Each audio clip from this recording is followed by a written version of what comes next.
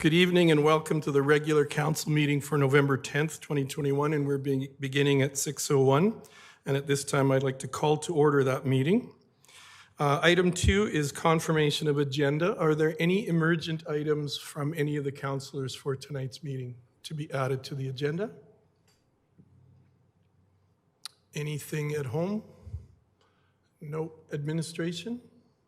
Okay, so then I'm looking for a motion to confirm. Councillor Wegener. I move that the council adopt the November 10th, 2021 regular council meeting agenda as presented. Thank you for that motion, and I'll call the question. All in favor? Aye. Thank you, and the motion is carried. That brings us to item 3, presentations and recognitions. 3.1, Fire Department update, and I believe we have Deputy Chief Owl with us tonight. Excuse me, Your Worship, can we maybe start with the RCMP and Sure. Staff Sergeant and Detachment Commander Mark Wilgosh? Sure. Is that acceptable to everyone on council? Perfect. Thank you. And welcome. And just as a reminder, we have 10 minutes allotted for the presentation time, and then there may be questions and comments from councillors. Thank you for coming tonight. Thank you and good evening. All of my comments will be made through the chair, through the CAO to the chair and to the rest of council for the duration of this presentation. Hopefully everyone has had an opportunity to have a look through the detachment commander report that I provided. So I'll be brief in the matter of expediency because I know council has a full agenda tonight, and typically I like to save some time for questions at the end. As far as an update with our 3 priorities for policing this year, I'll start off with our goals and objectives with respect to reducing property crimes. As you can see through our report, we have a number of strategies that we have in place to meet these crime reduction goals in the area of theft of vehicles, theft from motor vehicles, and break and enters into homes. Our first strategy is our Habitual Offender Management Program. These are people who we select that pose the more greater risk to our community, but also have the highest impact with the volumes of crimes that they commit, the seriousness of crimes they commit, their likelihood of reoffending, and the impact they have on the community. Using the terminology that 10% of the population typically commits about 50 to 60% of our crimes, that's where we're placing a strategic focus on where we're committing our investigative strategies with those persons. Typically, we will be monitoring their court-ordered conditions to ensure they're in compliance, but also to ensure that they're maintaining a law-abiding lifestyle within our community. As of the date, in Q2, there were 3 habitual offenders that were identified. I can say we're up to about 6 now that we're monitoring, as well as 2 properties in our surrounding areas that have an impact to Strathmore. Under development, we have a number of different initiatives. Our Persons of Interest program are typically persons that are moving into our community that could pose a risk to our residents and our properties.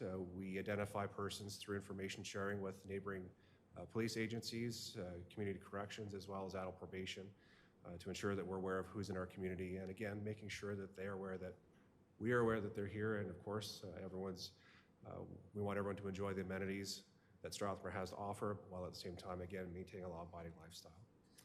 A few things you'll see coming forward is our security screw program to help prevent license plate theft. We rolled out that program in Chestermere. We're going to expand that here to Strathmore.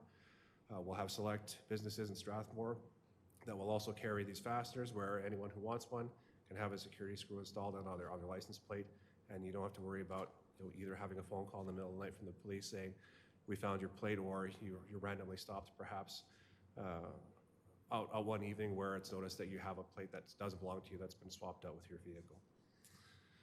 Our theft prevention program, that's another program where we're pursuing in Strathmore to try and leverage our volunteer base. There'll be a little bit more to come on that, but we're looking to expand our Citizens on Patrol program, and we're also looking to see if we can leverage our victim services advocates as well with that program. We're also looking at ensuring that we're providing more information to our residents for crime prevention through environmental design, to ensure that residents are doing what they can to protect their properties and to ensure that their valuables are secure, and we can minimize the impact of crime on them or the likelihood of becoming a victim of crime. Overall numbers in property crimes that we're monitoring this quarter. We saw a slight increase in Q2 of theft of motor vehicles. We contribute that mainly to area or geographic property offenders through the Calgary urban area, just based on the locations where we were recovering these vehicles. Otherwise, theft from motor vehicles and break-and enters have been reduced this quarter as compared to the same time last year. With road safety, we have a number of measures in place, as you see before you.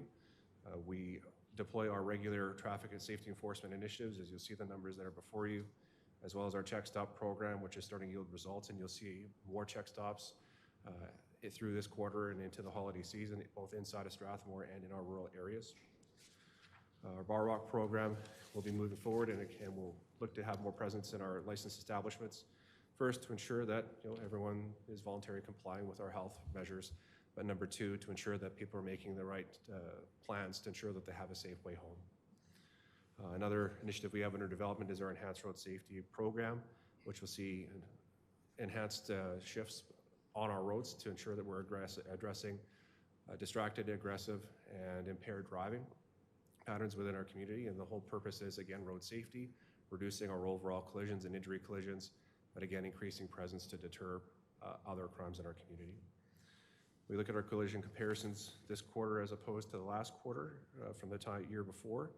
And we're slightly up on injury collisions. Our reportable collisions are down a little bit, but overall year to date, we are up higher with our injury collisions, mainly attributed to a spike that we saw in Q1.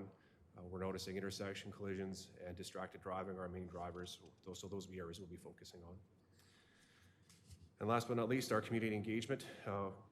One of our priorities is Indigenous community engagement, which we've started with some significant inroads with our Siksika partners, with cultural awareness training with Elder Francis Wolflake, and again in close partnership with Counsellor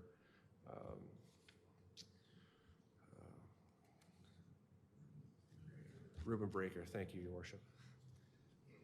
So we are in discussions with that, and we are moving forward with our involvement with our Indigenous communities. And as you'll see, throughout the summer, we had a number of events that we participated in. A number of community events that you'll see before you. Some of them involved the bike rodeo that our members put on. Our Tim Hortons Camp Day, which you can see the picture looks a little bit stretched, but I was trying to make myself look thinner, so if you'll apologize the graphic. But it was a lot of fun. We raised a lot of money for Camp Day. Another highlight you'll see, Constable Ian Paddock was in the TD Green Space grant program, helping to plant trees, in the rain with our other volunteers that day. A couple of extra programs that we're looking to implement is our Community Liaison program.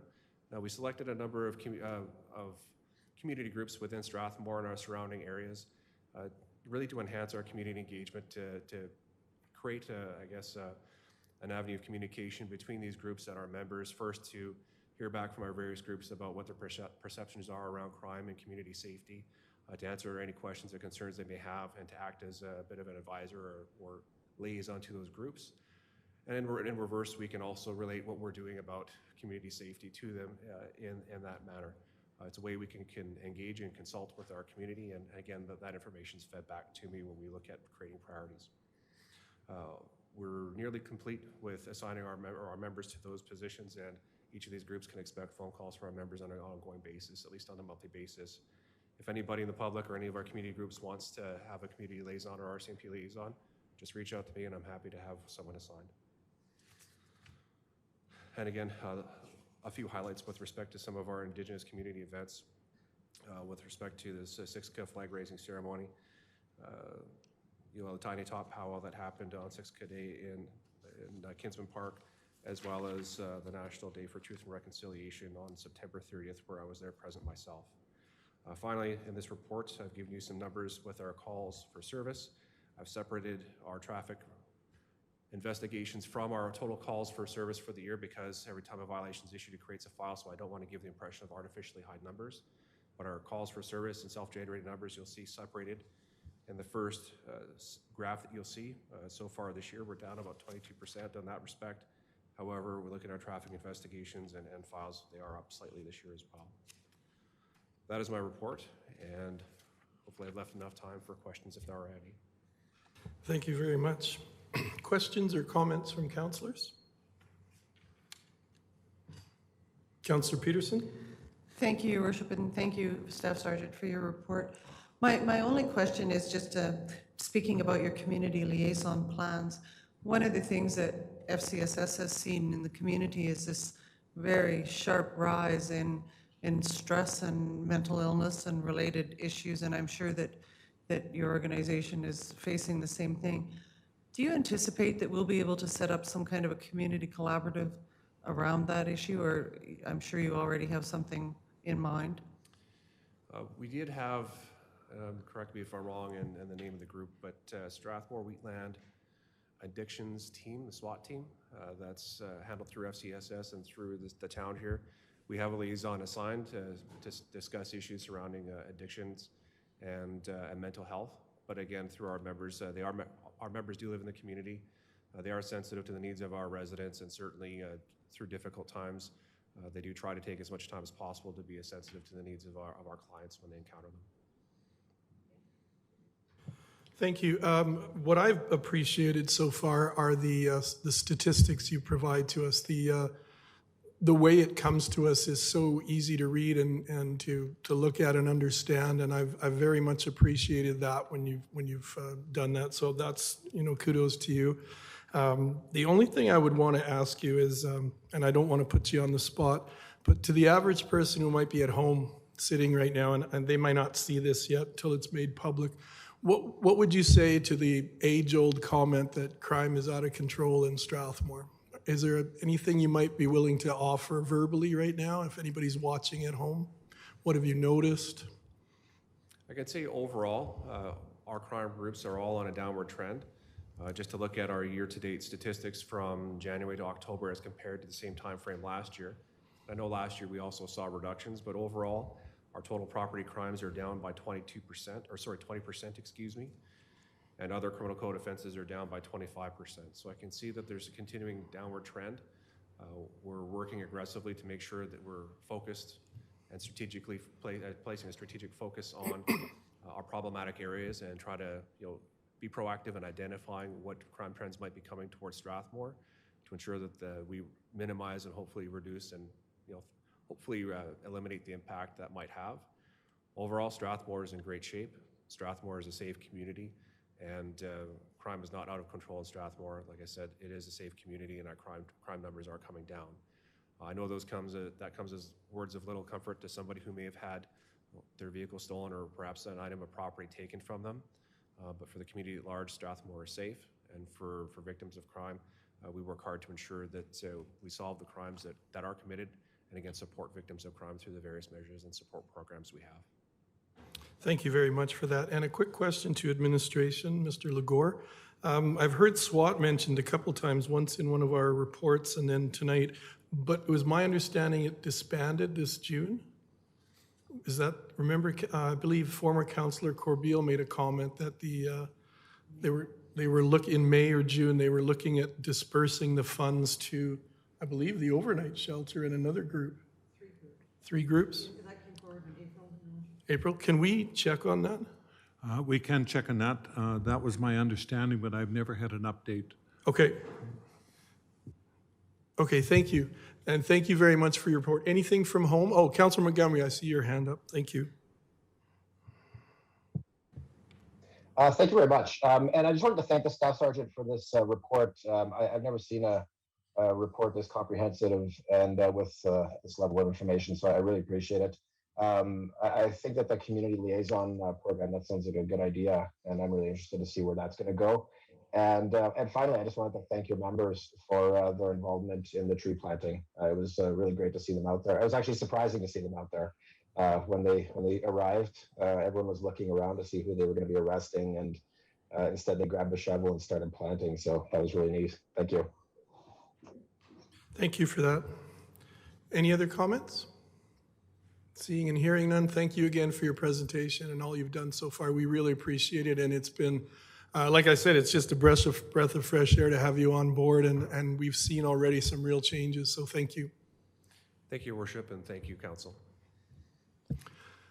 Before we proceed, I think we had some work with Robert's Rules of Order, and we had talked about councillors ensuring they're on screen, and so I just want to check, Councillor Montgomery is not well, and so I'm just wanting to ensure that is council comfortable with him not being on screen and just his image as a photograph there? We're okay? Okay, thank you. We have Deputy Chief Bass Owl, who is here for the fire department, and Mark, you're opening up. Thank you, Your Worship and Council. Before we speak to Deputy Chief Owl, I would like to introduce David Sturgeon as our town's new fire chief. David comes to us from the Peace River Region District and was previously a chief at Big Lake County and Coldstream, BC. David started last week and is quickly immersing himself into the hall and with the department. So I'd like to welcome David and his family to Strathmore. And to provide an update on the fire department, Deputy Chief Owl.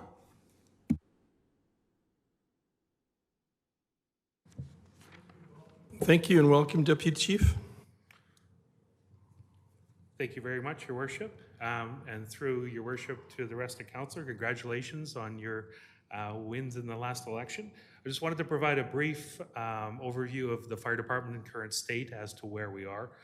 For those members that are new to Council, and as well as a refresh maybe for the returning members of Council. So the fire department not only provides fire suppression response within the community and our mutual aid partners, but we also provide inspection services, we do education, we do prevention services through outreach programs such as our schools, our kids camps, which we hope to get back to this year.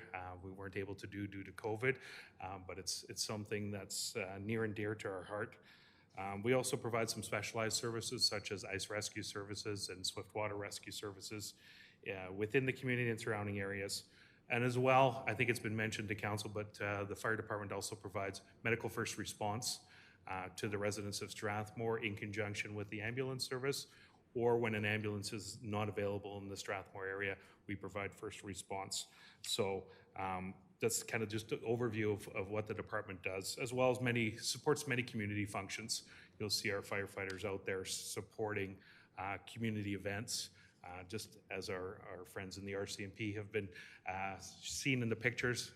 Many of our firefighters do the same thing. So I wanted to just give you a quick update on the response and kind of the composition of our department. For those returning councillors, obviously you're aware that our daytime response is covered by full-time firefighters. So we have 3 full-time firefighters on duty during daytime hours, which is from 6 o'clock in the morning till 6 p.m. at night. We supplement that with 1 paid on-call position currently. So we have a crew of 4 members ready to respond with our first aid apparatus during those daytime hours. So you get a fairly quick response within the community during those times. Once 6 p.m. hits till 6 in the morning, it's then covered by our volunteer base.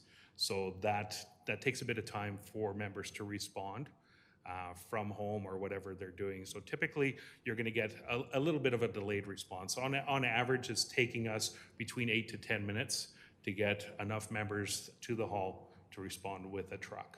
So currently we have, as I said, 6 full-time members, so they're split into 2 shifts. So 7 days a week during the hours of 6 a.m. to 6 p.m., you'll have those members attending calls. We now have, very glad to announce the new fire chief. Very happy Chief Sturgeon has started with us and looking forward to working with him. We do have a full-time admin person as well as an EM coordinator, kind of a split position. Currently we have 28 volunteers within our department, and we just completed a recruit program, which I'm very happy to say we've recruited 9 new members to our department, which is fantastic. It has truly been a challenge over the last number of years to get recruits and volunteers to the hall, so very proud of that. And it's a very diverse group, which I'm also very proud of. Having said that, this department is going to rely on volunteers for a long, long time. You know, as we continue to grow the department to hopefully decrease our response time, we will still need volunteers because they're going to be running those second trucks, those third trucks.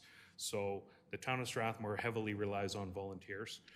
Obviously, one of our goals is to reduce that overall response time to get better, and that's our long-term goal. And I know Chief Sturgeon is going to be working on kind of some longer range planning with that, and bringing that to council.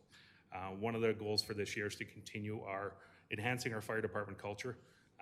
COVID has been tough, as Councillor Peterson mentioned, not only the community members, but members that volunteer and having to deal with those situations. So we're continuing to grow the culture of the fire hall, and as well focus on inclusion and diversity as we recruit our members. So I'm very proud to say that the recruitment class actually represents members of our community. And it can be anything from single mothers to young folks. I'm very happy to announce we got a young 18-year-old who's kind of led a bit of a tough life, but has come to the department, and just fantastic to see that. We will continue to focus on training. Training is very important to us to make sure that our folks are competent. In relation to the comment about COVID and stress, one of the key factors is first responder well-being, so both physically and mentally as well. So we're doing some training on critical incident stress debriefing, which is huge in our world. So we're continuing to focus on that and get better at that, and providing our members with support, because what they see these days is you see it in the media. It affects all of our responders. So it's key for us to have first responder wellness, and we're finding new ways to become more efficient with the resources we have. Just like everything, we're looking for opportunities to, spend our time well and have a best return for the time we spend in the community. So that continues to be a focus. And I think that's it. I'm sorry I didn't prepare a formal report, but I just wanted to give you a snapshot of the department and what we do and what we provide to the community. So open it up to any questions from your worship or council. Thank you very much for your presentation, Deputy Chief. One question I have, and I'll jump in first if that's okay. I believe you said you had 4 full-time members? We have 3 full-time. 3 full-time? 1 paid on call. 1 paid on call. So the paid on call position is pulled from the volunteer groups. Okay. So a follow-up question then, if you've got to do checks at businesses, is it the on-call person who does that and the full-time people would stay at the hall? Like, I don't want to get into operations. I'm just trying to wrap my head around how you use the different members on a typical day. Okay, very good question. So the business inspections are through the QMP, the Quality Management Plan that the town of Strathmore has. Yep. And you have to be a safety codes officer to conduct those inspections. Okay. Some of our full-time folks are working towards their safety codes designation. And we're actually working on a program to actually get our full-time folks into businesses a little bit more outside of formal inspections. And it's twofold. One is to get them in the community, to get familiar with the business, and as well to work with businesses to provide them a little bit of fire safety advice, but outside of the QMP, which are formal inspections. If that makes sense, did I answer your question? Yeah, that does. And just a general question, people sometimes ask how many full-time members you have and how does it work, but to me, what we've done is we've tried to bring the best approach forward to do that 90-10 response time. To me, it almost seems like a hybrid as far as it's not a full-time department, but we supplement with full-time people to allow us a better chance to respond during the daytime. Would that be a fair assessment? I think it's a fair assessment. I think the longer-term strategy is obviously to get to where we have that true 90% of the time 10-minute response or less. But it's baby steps to get there. As previous council knows, it's a big expense to take a leap from a complete volunteer to a full-time fire department in the millions of dollars, and that may not be feasible, right? So this is a hybrid model. We're considered a composite department now, which is a combination of full-time and volunteers. And as we continue to grow as a community, and as we continue to find new ways to provide service, we'll continue to work towards getting more full-time members to eventually get to 24-hour coverage with a full-time fire department, at least to get that first truck out the door with a full-time service. Thank you. Thank you very much. Any comment? Oh, Councillor Peterson, thank you. Your Worship, I think one of the other things that building in those full-time positions into our fire department has also helped with development in our community as well. And I'll leave that to you to speak to another day. But I also want to say that when I was in the schools in the lead up to the election, I heard in a way that I never heard in my long years in Strathmore, kids asking, the question to the counselor, was the fire hall still going to run their camps? And so your presence in community has grown exponentially in the last few years, and it has your outreach to community through your quality management program and your community outreach has made a big difference in this community, and what the difference it's made in our youth is significant. I don't know how many kids attend those camps, but it sparked quite a conversation, and it's kudos to you and your leadership, and very grateful to both the fire department and our police. A mainstay of council responsibility is safety and security of community, and I'm really grateful that you are in our community and for all the work you do that goes above and beyond. Appreciate that. Thank you. The view of our department, this department is owned by the community, and although the hall may seem like the doors are closed, we want to get to a position where the hall is open, right? Community members can drop in, not only kids, but community members as well. It's been tough with COVID. We've got to make sure we protect our members, obviously, but the view is it's a community department. It's the community's assets. So I'm very honored that you got that feedback in the schools, and we look forward, our members look forward to getting those kids back in the camp, because it's, yeah, the climbing wall. I'm not sure, have we approached capital budget yet? In a ballroom. Yeah. Well, thank you very much, Deputy Chief. Councillor Wegener. Thank you, Deputy Chief or Mayor Fuel, and thank you for your report. Just along with Denise, I've noticed that your guys are out in the community quite often, which is a nice thing to see. I see them at various things, which is good. I do have a couple of questions for you. Now, you say three full-time firefighters, a volunteer group of 28. You've just went through a recruit. Do you guys run like different shifts where they will respond on different shifts, or is it first come, first served type of thing at the hall? So our full-times are split into two shifts. Yeah. So we have an A and a B shift, which provides that 7-day-a-week coverage. Our volunteers are lumped into those shifts as well, but they're not scheduled that way. So basically at nighttime after 6 p.m., a call comes in. Out of that 28, all of them, whether they have the capability to respond, will respond. Okay, so it's not just based on a shift that they No, arbitrary shift. Okay. they're not scheduled, not the volunteers. The full-times are. Perfect. And just one other question. You said you guys have critical stress debriefing in your hall. Is that internal or is that external? We have a number of resources. We have internal resources as well. And if those internal resources are not available or not adequate, we have access to external resources. We have Pastor Don, who is our chaplain, who is an excellent resource, as well as we can reach out to AHS to get those resources as well if needed. Okay, I just know there's some stressful times, and you do need stuff like this for your mental health and well-being. So, Absolutely. Thank you. Thank you, Councillor Wegener. We'll turn now to Councillor Montgomery at home. Thank you very much, Your Worship, and thank you very much, Mr. Al, for your information.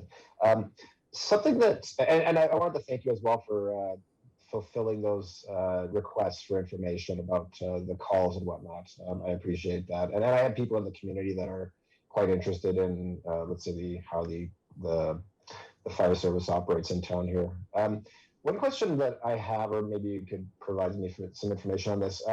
As I've looked at the budgets over the last couple of years, you know, and as we've moved towards hiring more full-times, I've noticed that the budget, so obviously, you know, there's kind of a, you know, there's the salary like line item, you could say, that goes along with the full-times. But, and so that's been increasing over the last couple of years. And then at the same time, the amount that we've been budgeting at the behest of the former fire chief, at the amount that we budgeted for the paid on call was also increasing. And if you kind of think about it, it's like if we're bringing more full times on, you would think that the amount of need for the paid on call would go down. And so this upcoming budget, we're being asked, I believe, to hire another couple of full times. And so I'm just wondering, is there a point, or can we expect to see this where the amount that we'll be spending or budgeting for the paid on call, will that be going down? Thank you. Thank you for your question. Through the chair, or through your worship, we still have a large complement of volunteers that we would need. I would think that at this point in time, we're not in a position to reduce that volunteer line item within our budget, because we still have those volunteers that respond. Theoretically, in the future, when we get to having a full-time paid department 24 hours a day, we could theoretically have a reduction in that, but I don't see that occurring in the next few years. So if before we had paid on call that we're responding to all the calls, wouldn't we see that amount be reduced almost by half if one of the shifts basically is being taken over by full times? Like, that's what like kind of didn't make sense to me, I guess, is that we're spending more on both, but like, is it a matter of like scheduling the full times at a more optimal time so that we are actually reducing the need for the paid on call? Thank you. I think it's important to realize that even though we have full-time firefighters, when there is a call, it's not just the full-time firefighters that respond. The volunteers will also respond during those hours as well. The full-times have the first truck that goes out. On a fire call, we do roll more than one or two vehicles, depending on the nature of the call. So even during daytime hours, you will have volunteer response.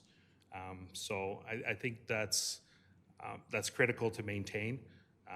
Any delay in response of future vehicles, A, jeopardizes firefighter safety, and B, does not provide the service that I think that this town has grown to expect. Okay, thank you very much for the information. And you folks are often the first responders too with calls, like as far as accidents and things. There have been some problems with EMS ambulances being elsewhere, and so the fire department are often the first responders as well? That is correct, yes.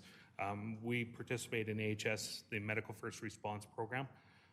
So we get dispatched. Typically, we go on joint calls with the ambulance on critical calls, i.e. cardiac arrests. But when an ambulance is not available in this area, we are first response.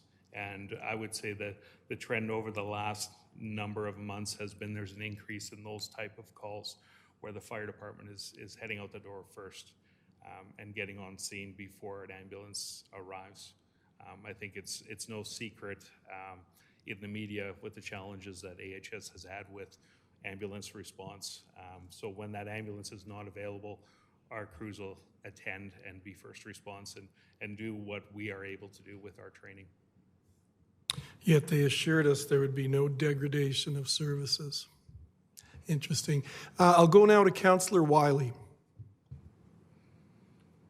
Hi, yes, thank you. I keep hearing in the news about the opioid crisis, and I hear about it hitting the city of Calgary. I'm wondering what you're seeing in the town of Strathmore. I don't have any stats, but I can tell you that Strathmore is not immune to opioid. That's a terrible word that I can't say. Opioid, the crisis. It's certainly in our community. We have attended numerous calls in relation to that. Tragically, and I'm sorry I don't remember, I would say it was about 3 years ago now that we lost 3 youth in this community. I apologize if I don't get the date right, but it's in our community. It is something we're prepared to respond to and have responded to. As in the numbers, I'm sorry, I can't comment exactly what those numbers are. Okay, thank you. Thank you, Councillor Wiley. Councillor Langmaid. Thank you, Your Worship. You might have answered my question already, but I wanted to thank you for the time that you've put in as interim fire chief while we were waiting for a new fire chief to be chosen. And I wanted to welcome you, Chief David, to Strathmore with your family. I did have a question about the ambulance service here in Strathmore and what your response. What you've seen through the fire department there and whether you're responding to more calls. Do you have any further details that you can provide on top of what you've already shared with council? If not, that's okay. You kind of beat me to the punch there. I don't have any exact stats. Again, I would say over the last little while, we've noticed a bit of an increase there, for sure. I think what's been in the media is that overall the calls across the province for ambulance service is up due to, I imagine, a variety of reasons, which has led to some shortages of ambulances across the province. So I think the last time I looked at our stats, about 35-36% of our calls are medical responses. So it's a chunk of our business. And if you want more exact numbers, I'm sure we can provide those to you as well. Thank you. Thank you. Mr. Legore from administration. Mr. Mayor, through you, I'd like to recognize Bass and thank him for stepping up as interim fire chief. The period extended much longer than he had hoped, but he did an outstanding job, and I can tell you the hall embraced his presence there as the interim fire chief, and our recruitment for volunteers increased substantially under Bass, and I can't thank him enough on behalf of the town. We really appreciate what you did. Thank you. Thank you. Appreciate that. Thank you very much. And for David, our new fire chief, this gentleman moved to town, bought a house, relocated his family, and became fully engaged in the community prior to even starting the job. That's the commitment we have from our new chief going forward. Thank you, David. Thank you again, and to both the staff sergeant and our new chief. It's just amazing, and it's really heartwarming to see both of you being residents in our community. I know you've been here for about 8 years, but both of you in these key leadership positions to be living in our town is something that we really appreciate. Thank you for all your hard work so far, and welcome to the town. Push the button. All right, thank you. We move on now to item 4. We have no delegations. And item 5, there is no consent agenda. That brings us to item 6, confirmation of minutes. 6.1, special council meeting minutes for September 4th, 2021, which is found on page 18 of your handouts. Councillor Peterson? I would so move acceptance of special council meeting minutes of September 4th, 2021, sorry. Thank you. You've all heard the motion. I'll call the question. All in favor? Actually, can I ask a question first? Okay. So is there any complication to me approving these since I wasn't at any of these meetings? Through you, Mr. Mayor, no, there is no problem with that. Thank you.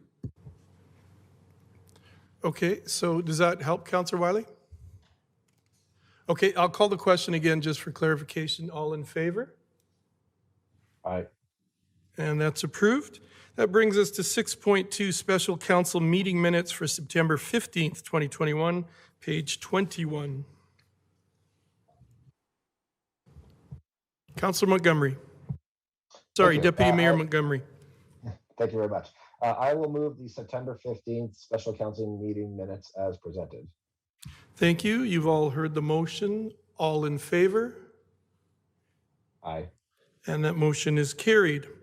That now brings us to 6.3, regular council meeting minutes, September 15th, 2021, page 24. And for the people at home, in case it feels like we're rattling through these are meeting minutes for the previous council. And since we could not have any council meetings from the official day or the deadline for having nominations in for the election, these are council meeting minutes that just need to be approved and verified by the new council. So that does bring us to 6.4, special council meeting minutes again for September 20th, 2021. Or have I jumped ahead? Right, we need a vote on the 15th, so we need a motion on the 15th, I believe, too. Councillor Lang made.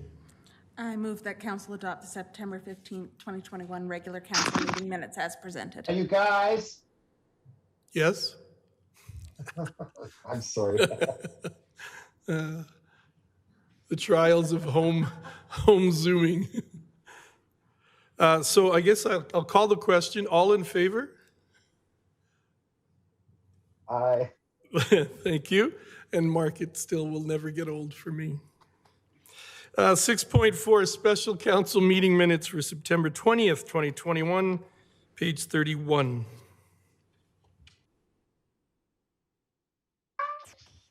Councillor or Deputy Mayor Montgomery? Sorry, did you hear that? I said aye. I think we're looking for a motion first. Oh, sorry. Oh, I'm a little confused here. Councillor Wiley, did you put your hand up to make that motion? No. Deputy Mayor Montgomery. I'm really sorry. Are we on the 20th then right now? Yes, we're on the special council meeting minutes for September 20th. All right, my apologies. I will move the September 20th special council meeting minutes as presented. Thank you. Thank you. You've all heard the motion. All in favor? Aye. And the motion is carried. We move now to 6.5 special council meeting minutes for September 21st, 2021, page 34. I will move the September 21st special council meeting minutes as presented. Thank you very much. And again, you've heard that motion. All in favor? And that motion is carried. And that brings us to one that concerns this council, and that is 6.6, the organizational meeting minutes for October 27th, 2021. I move the council adopt the October 27th organizational meeting minutes as presented. Thank you very much, Councillor Wiley. You've all heard that. All in favor? Aye. And the motion is carried. We have no tabled items tonight. That brings us to item 8, items and reports from administration. 8.1, Community Improvement Program Funding Recommendations on page 42. And Mark, good evening and welcome. Thank you, Your Worship and Council. I'm here to speak to the Community Improvement Program. The committee met just about a month or a couple months ago now after receiving 2 applications. One was received earlier in March, but due to some COVID challenges related to forming that committee, it was delayed in terms of meeting. The second group, second application came out in August, and it was from the Strathmore Disc Club. The report in there details both of the applications, the scoring sheet that was developed by the committee, as well as the funding recommendations that they would recommend that council approve. So if there's any questions about the report or the program, I'll be glad to answer them. Thank you for that, Mark. Any questions or comments from councillors? I have 2 things. First is just a full disclosure. My wife sits on the board of the Strathmore Performing Arts Festival Association, but it is not a pecuniary interest in that there is no financial benefit. And my question then is for Mark. I'm really interested in this community improvement programming. This is new to me, but reading over the report here, I'm really fascinated by this. This looks like a really great way to support grassroots organizations in Strathmore. I was just wondering if you could give us a little bit of details on it. Yes, through the chair. This is actually a revised version of this program. The initial program was originated in about 2016. It was called the Community Improvement Fund, I believe, or Investment Fund. The acronym I kind of forget after a while. That program was very successful, and we saw a number of applications from groups that had come for successful years. And in 2019, the administration recognized that this program had some limitations in terms of the amount of budget every year. And so what we did was revise the program and its new policy and new procedures to better align and better support not just new events, but mostly new events, and having those existing organizations or events start to phase out. This new reiteration was adopted by Council in January 2020, and clearly the rest of 2020 was kind of a wash for a lot of reasons.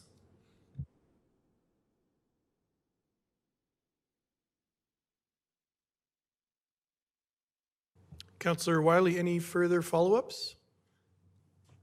No, thank you. That's excellent. It's just grassroots organizations. You can never replace that with a funded, job, full-time job. And it's just so important and so excellent to see these initiatives. So I'm glad to see this.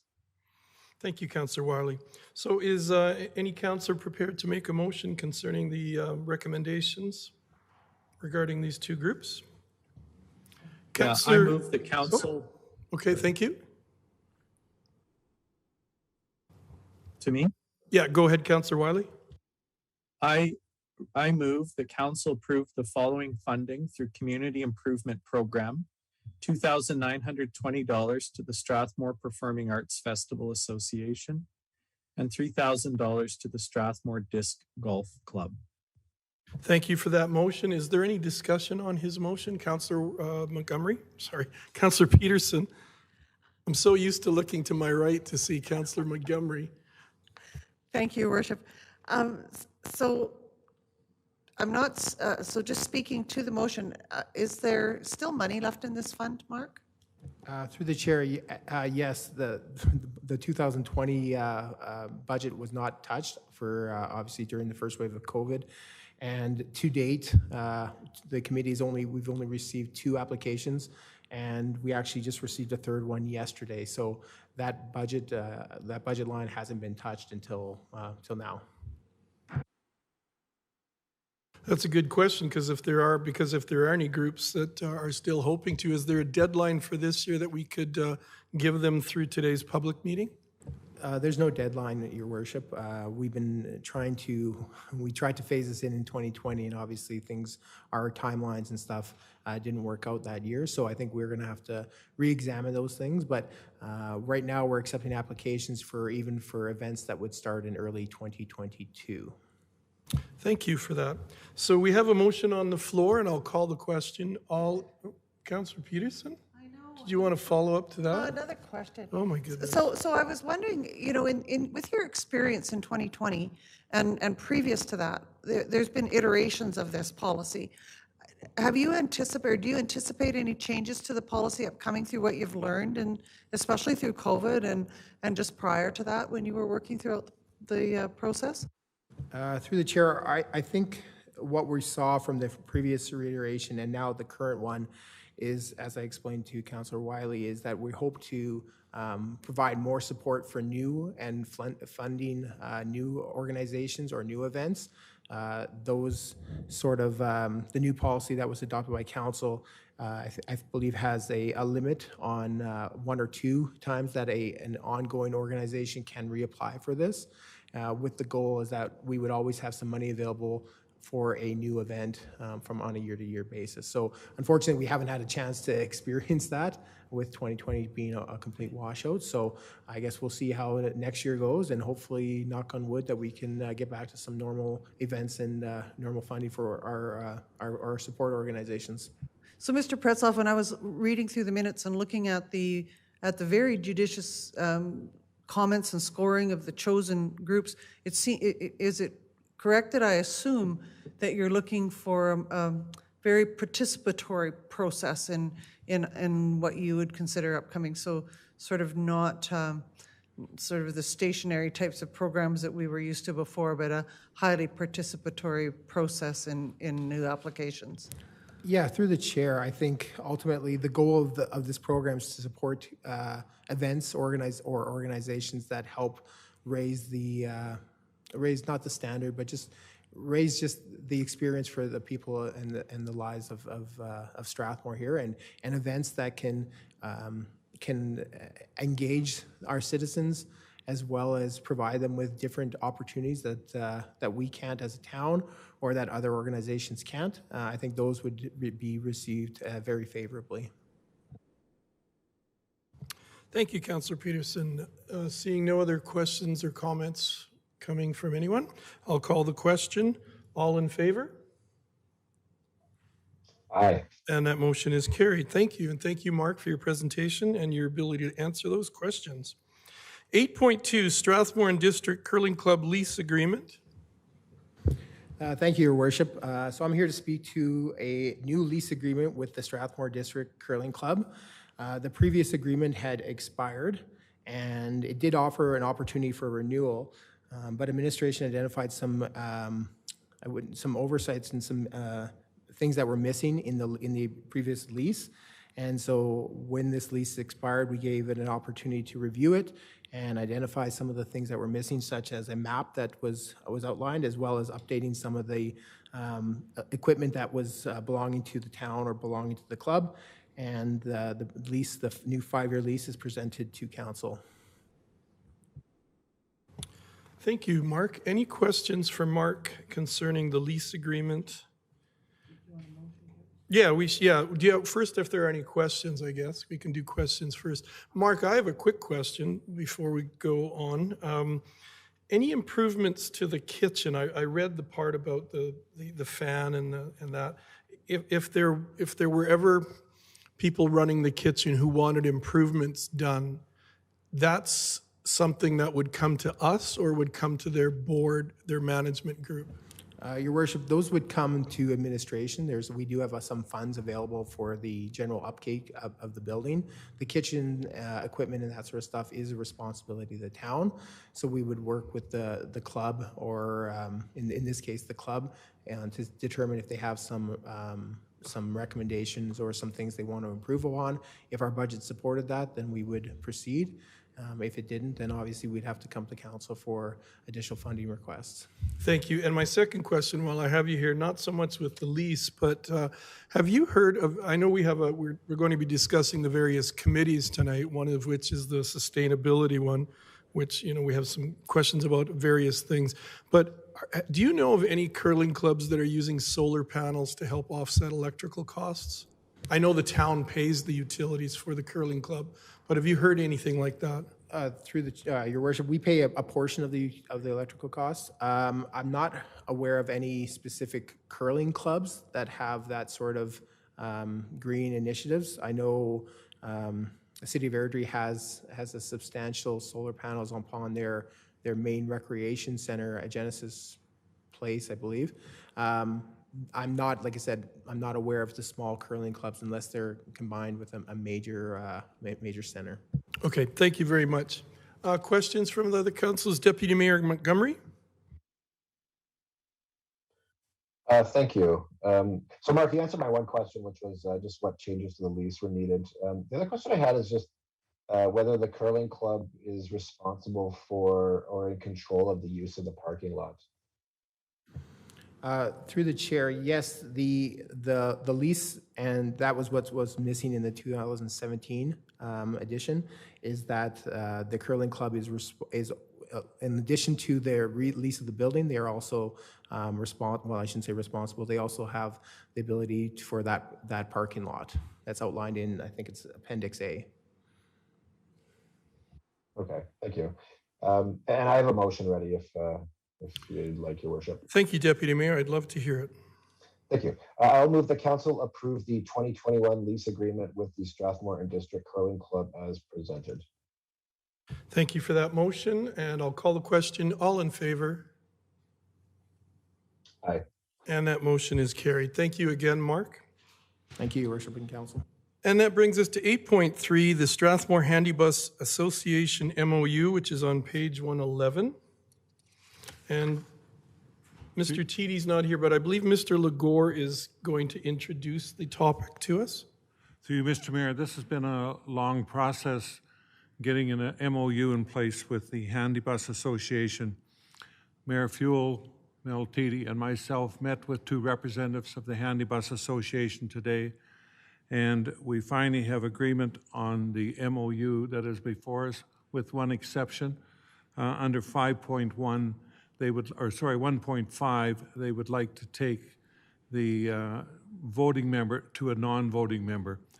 And I can appreciate where they're coming from. It would still give the town full representation at the board and the right to speak at the board, and council still has control over the financial situation. If the representative from council feels that the association was going in the wrong direction, they can speak to council when they update council on their meetings, and they could direct administration to hold back a quarterly payment until we get the matter resolved. So our recommendation from administration is that we approve the MOU as amended to change section 1.5 of the MOU to state that the town shall appoint one member of council to be a non-voting member.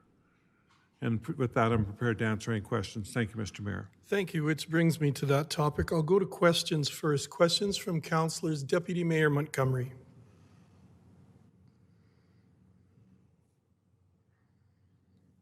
Thank you. I just had a motion ready when people are done questions, I guess. Okay, I'll go to other questions first then. Councillor Langmaid. Thank you, Your Worship. I do have a question.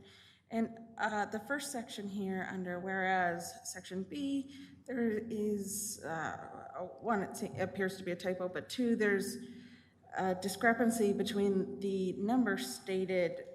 It says the Wheatland County and the town granted Handy Bus Association monies in the amount of $75,441 and $4.46, but in the brackets it actually says 74. Could you just confirm if that's a typo and which the correct amount is? Through you, Mr. Mayor, This is on page 114. the Handy Bus Association received a grant to do an add-on to one of our public works facilities to put a bus barn there. And it was not sufficient funds to build the entire facility, so the town and Wheatland County stepped up and provided the shortfall. That portion of that building is owned by the Handy Bus Association, and they do not own the land that it sits on, they only own the improvements on it. And if and when the town was to move off of that site, the Handy Bus Association would be compensated for the appraised value at the current time of that portion of the building. Understood. I'm just looking for confirmation of the correct amount of the original funding that was given. Was it 75,441 or 74,441? It doesn't match in the MOU. 74,441.06. Okay, thank you. And then, if I may ask a second question? Certainly. In section 1.2, there's some grammatical changes in here that kind of change the meaning of the statement, and I want to make sure that it's very clear in here what we're agreeing to. It says the Handy Bus Association will provide the town an audited financial statement from a chartered professional accountant of Alberta, period. In addition, a report on the operations, including statistics, and it starts talking about each year. Will we be receiving an audited financial statement each year or only one audited financial statement? On an annual basis, Mr. Mayor, thank you. Thank you. Councillor Wiley.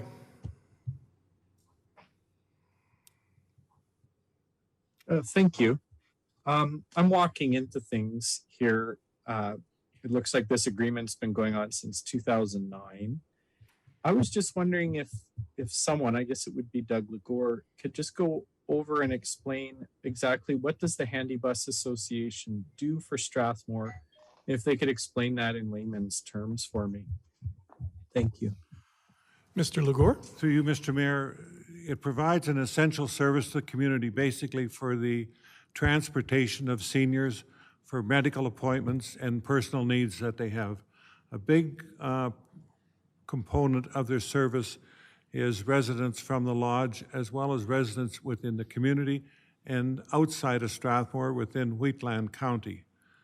The original agreement that was presented to us just referenced Wheatland County, and we asked that it include the town of Strathmore in there, so there was never any question as to whether a local resident within the town was available, the service was available to them. So I forget the exact number of years that they have been around. It's at least 12, quite a bit longer than that, I think. And it really is an essential service for the community for seniors in particular. Thank you. I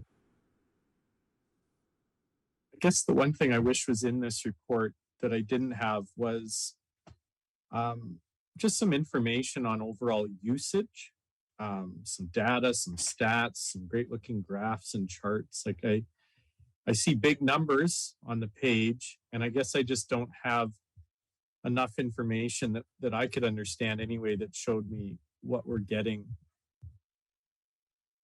Through you, Mr. Mayor, I can go back in our files and provide the latest stats that we have and provide those to council.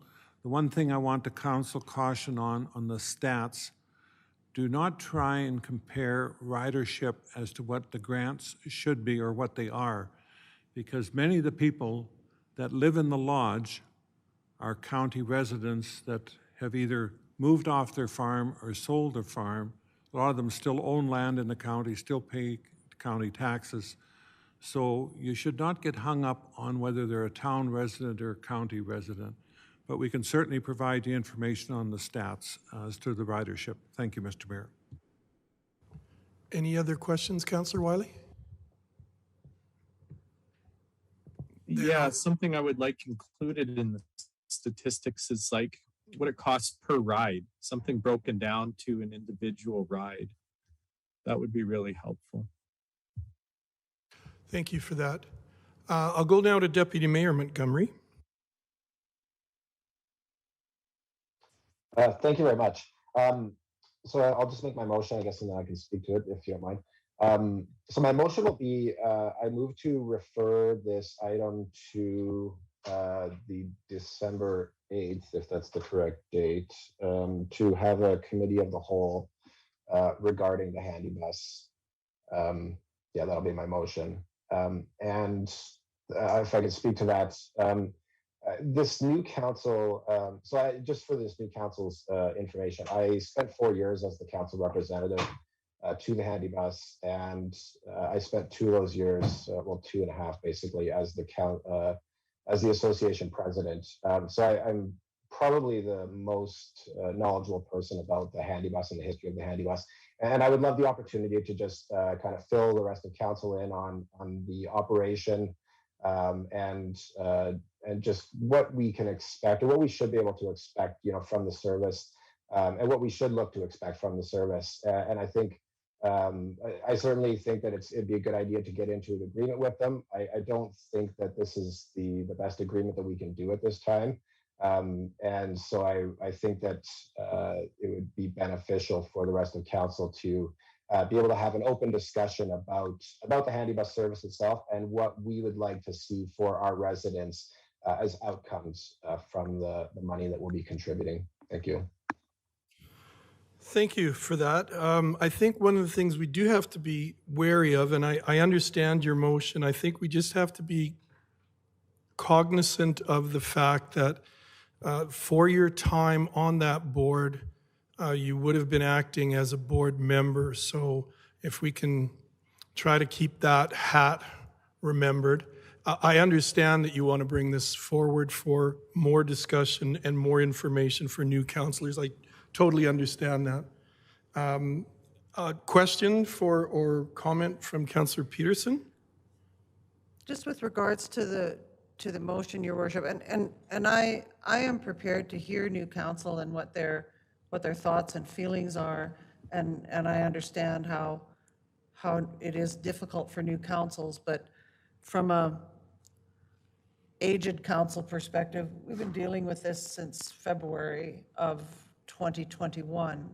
And so my question to administration and to you, Your Worship, having been the representatives of council who met with the Handy Bus Committee, will delaying this once again impact the financial stability and therefore the capacity of the Handy Bus to carry out their book of business in the way that they need to in order to serve the community?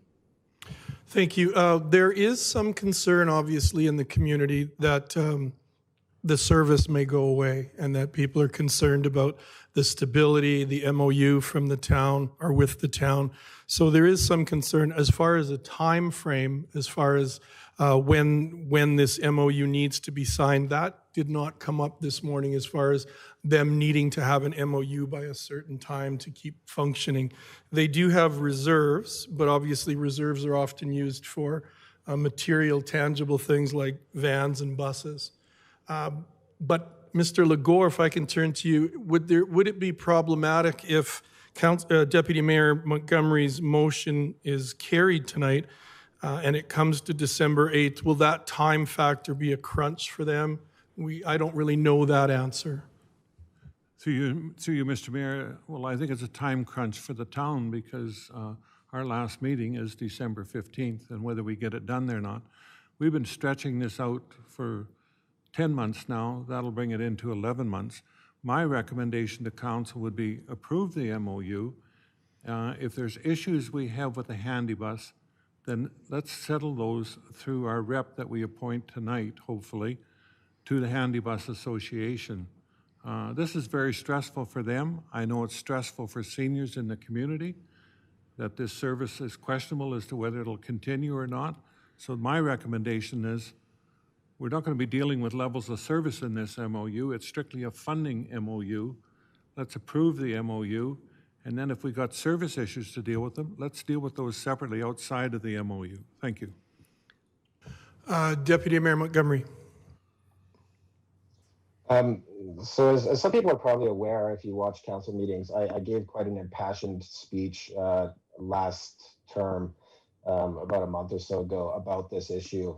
This is the one lever the council has to pull as far as setting expectations for the handy bus service. And if I was given the opportunity, I would be able to kind of paint a picture of how this money could be better utilized by giving it to the handy bus service, but by actually spelling out expectations. And there's no reason at all why we can't or shouldn't spell out some of our expectations.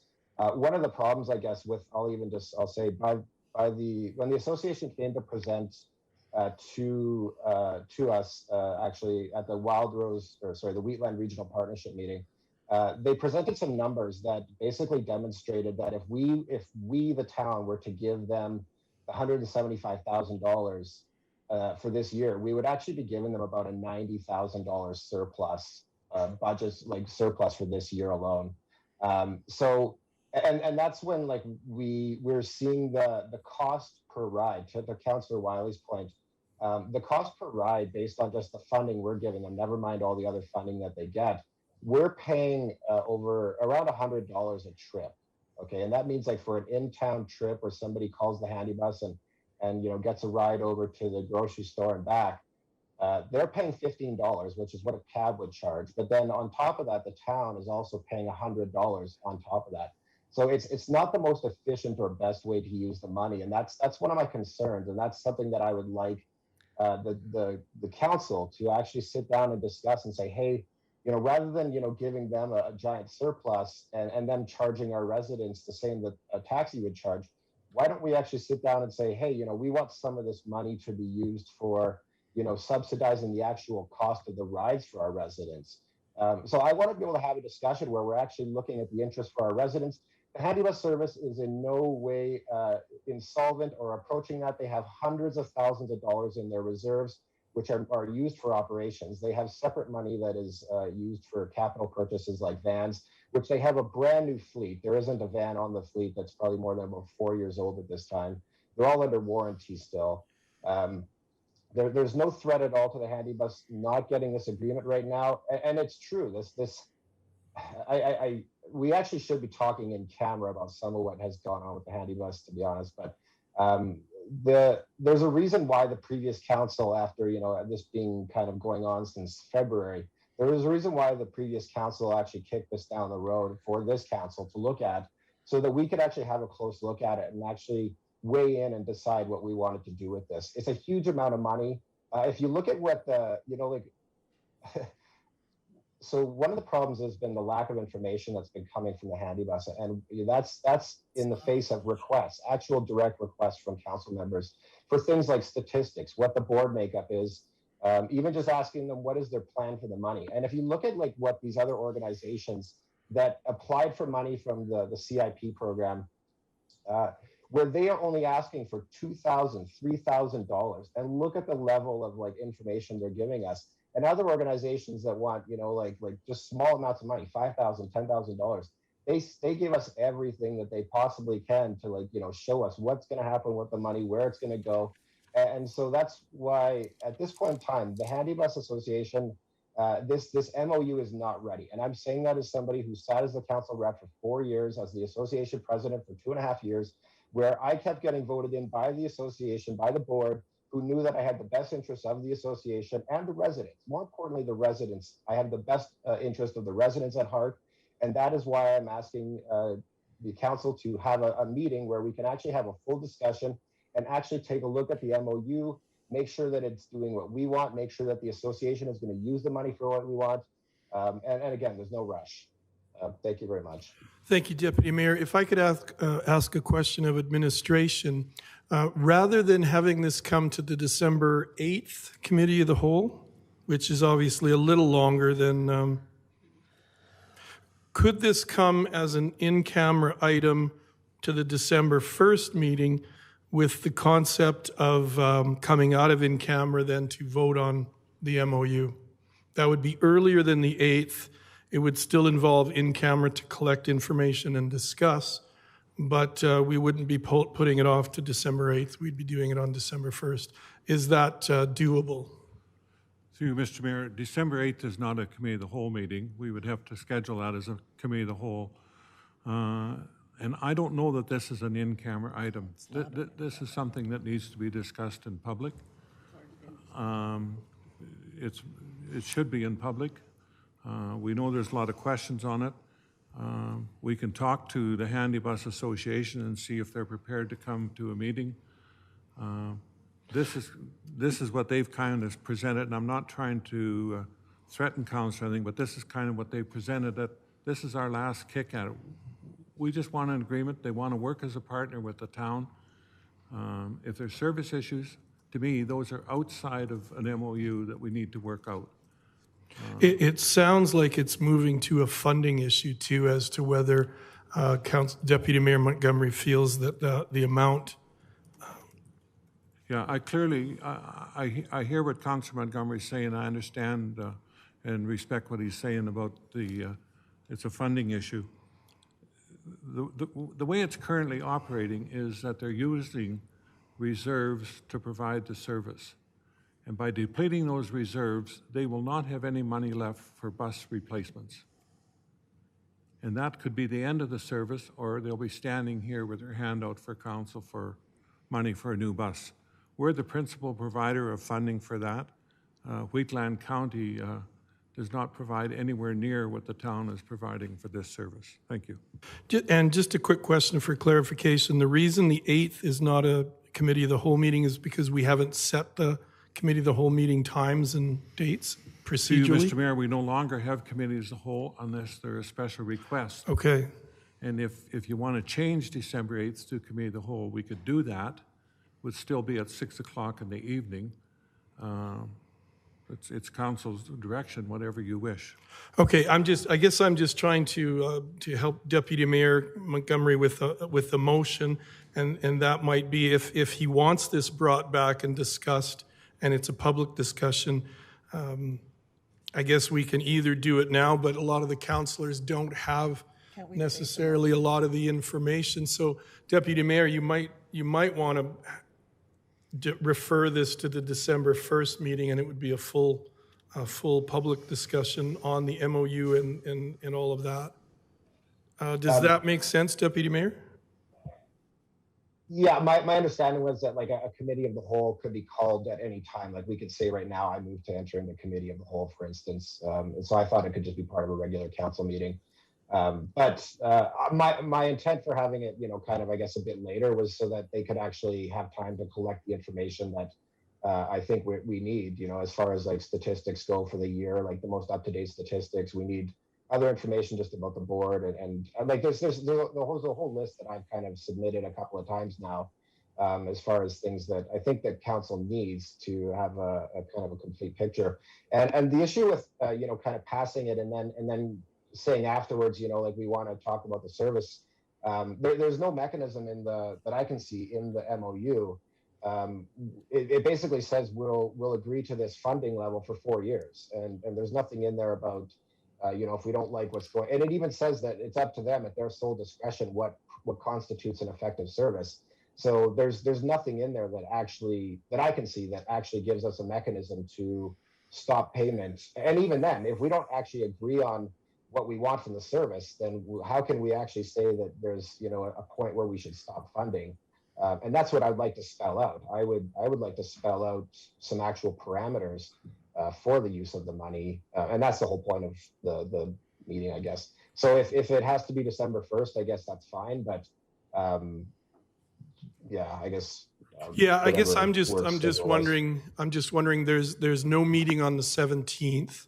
And then the 24th is a budget meeting. So there's a couple of weeks where information could be collected for new councillors especially. Point of order, Your Worship. Shouldn't we just debate the motion? Yep, that is true. We should debate the motion. There is a motion on the floor now. That's true. Thank you for that. So comments on the motion of referring this to committee of the whole. And then Deputy Mayor, I guess I'll ask a question. Is the date hard and fast for you as far as the 8th? No, I'm happy with any date as long as it's far enough out that we actually get the information. So I mean, if they give us the information the night before, that's not going to kind of help too much. It would be helpful to have the information, like a week or two out.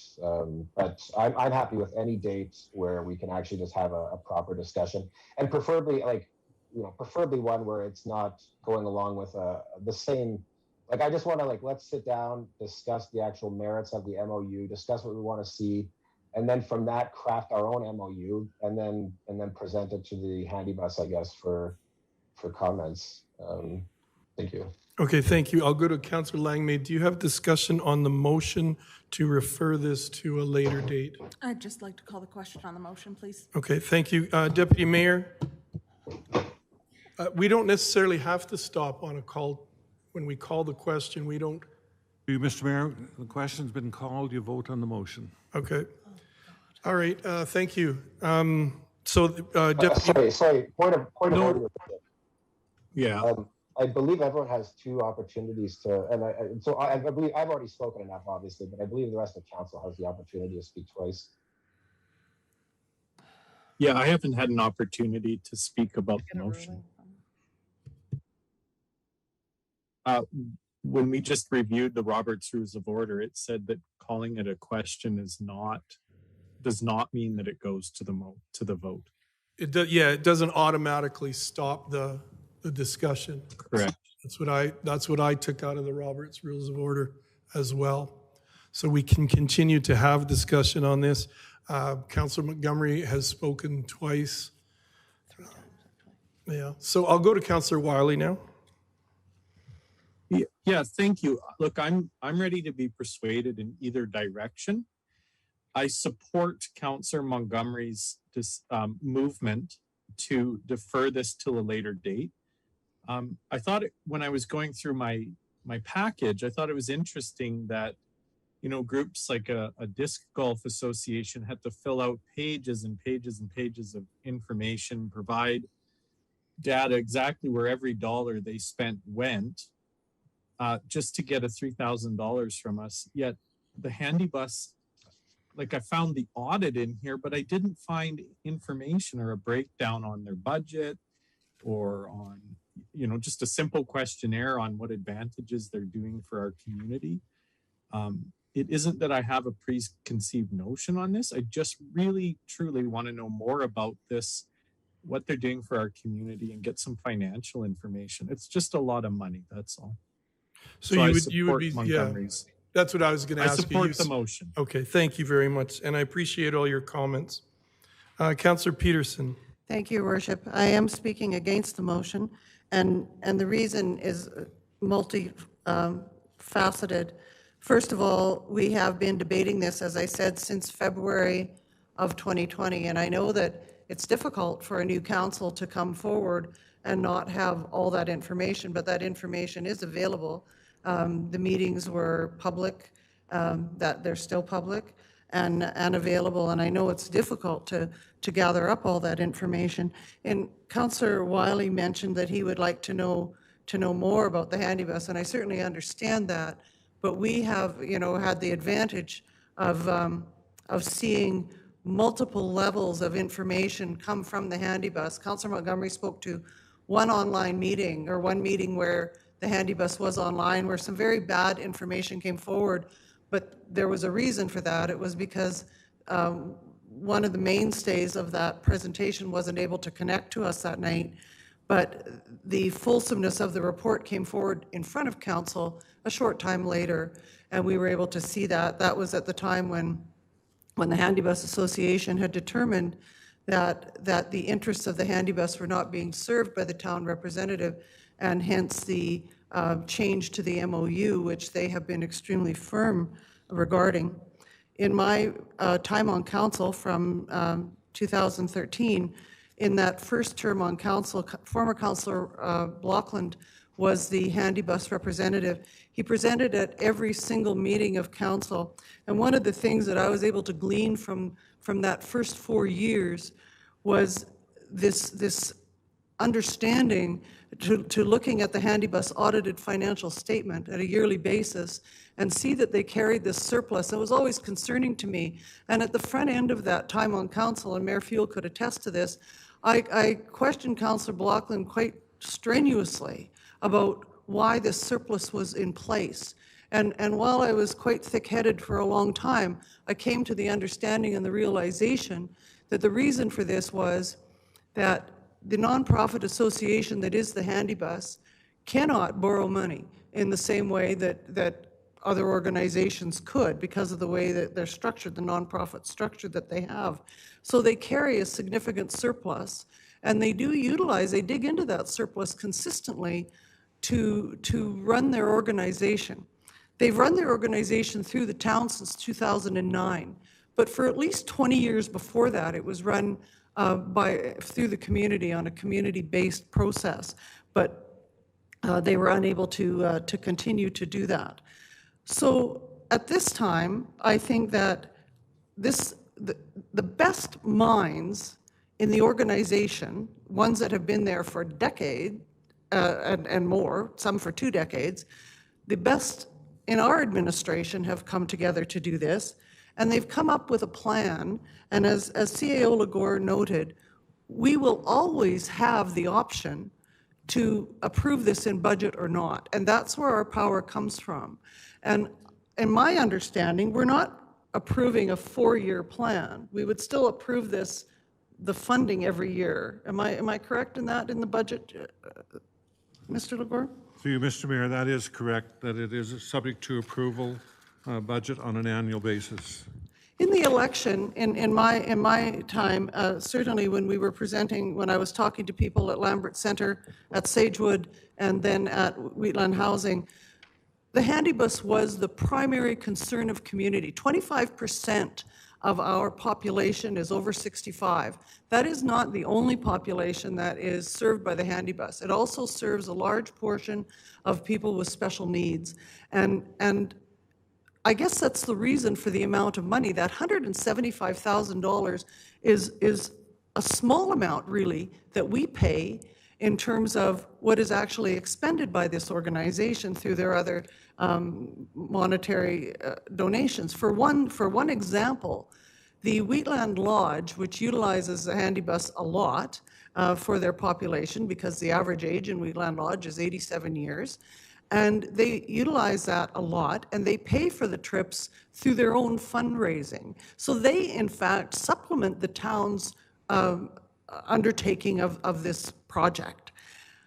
One of the things that I've found extremely stressful or distressing is that seniors in our community have reached out to me and asked if they could write checks because they are so concerned about the well-being of the handy bus. And I understand that the handy bus is doing okay, but they do need to have this support from the town to maintain their capacity to carry out the work that they do.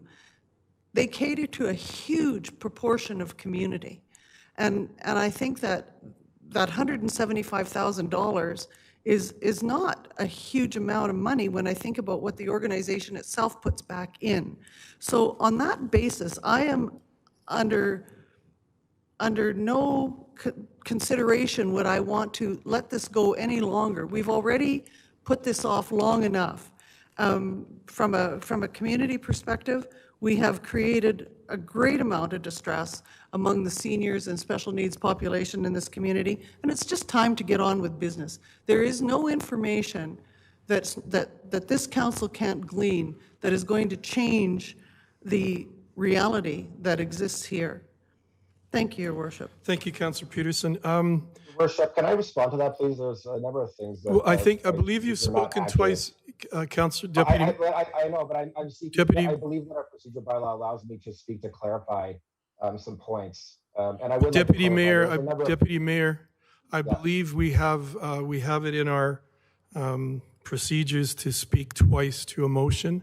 Right. And I'm wondering if I could just offer something, and this is what I would offer, and maybe this will even help you, Deputy Mayor, and that is one of our guiding principles is to ensure that all councillors have access to all the same information before they make decisions on items. So keeping that in mind, and keeping in mind Deputy Mayor Montgomery's motion to defer it to December 8th, I'm wondering if it would help us all to have a friendly amendment to defer this to the December 1st meeting. It's not as long of a wait for the Handy Bus Association.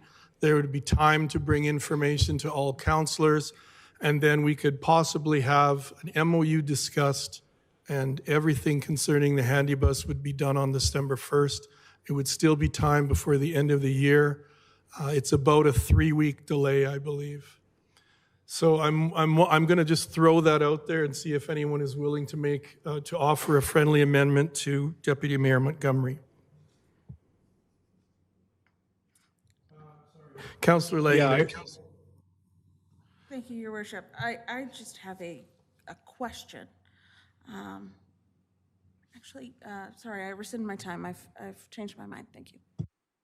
Okay, I'll go to Councillor Wiley then.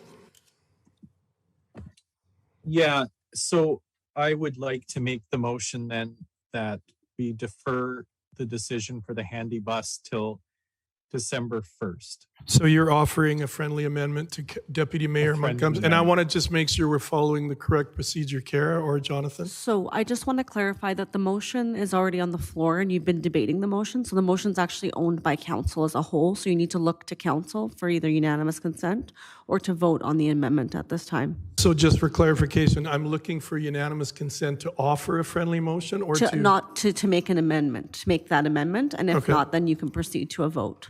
Okay, so I just call that question. This is new to me too.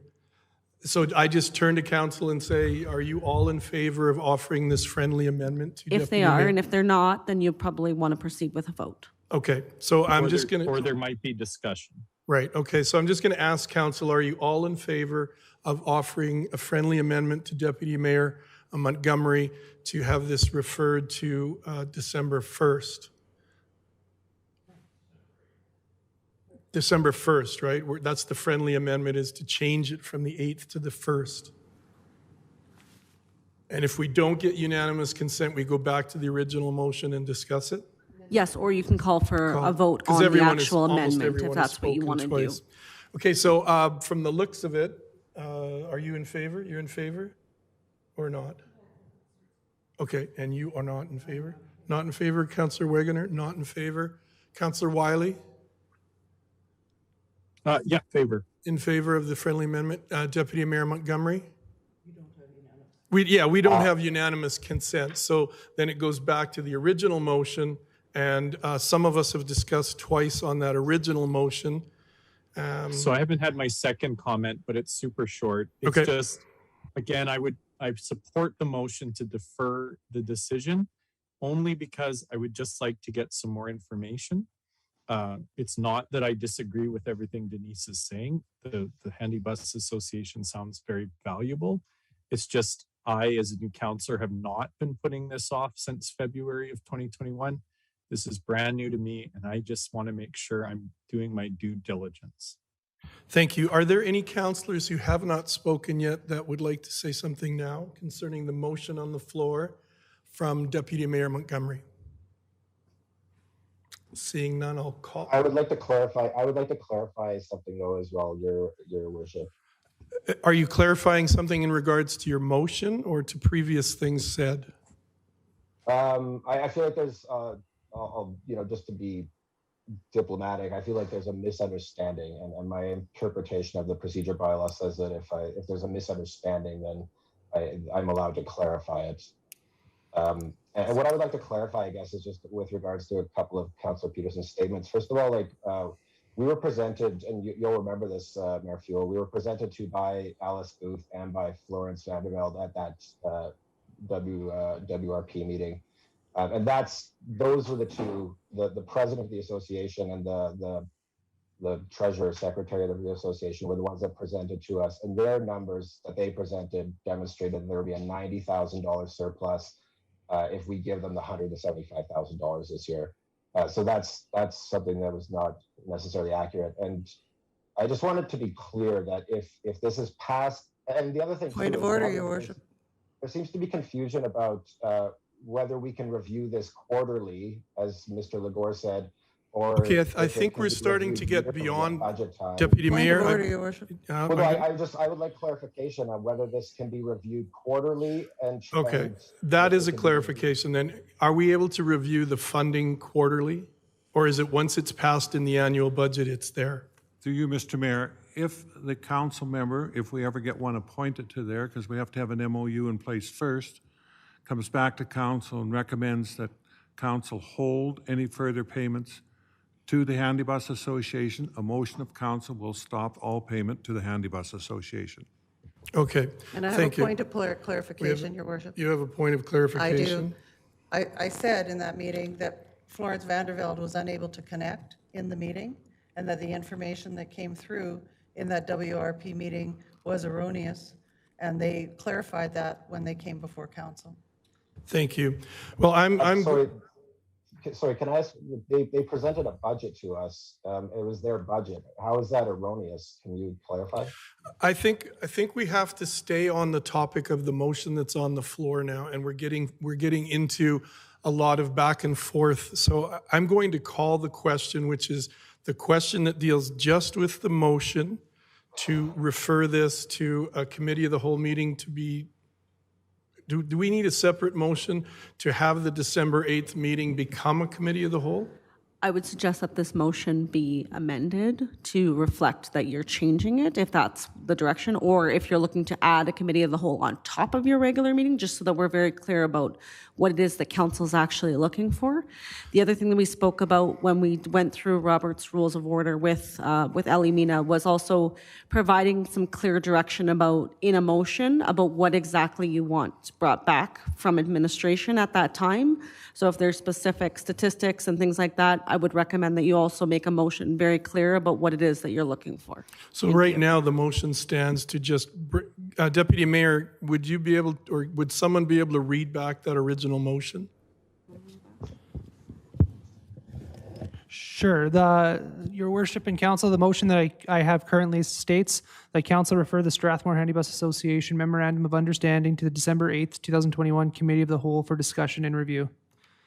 So you would still need a motion to actually create a committee of the whole for December 8th. So how would we vote for this motion if it's erroneous as far as December 8th, labeling it right now as a committee of the whole?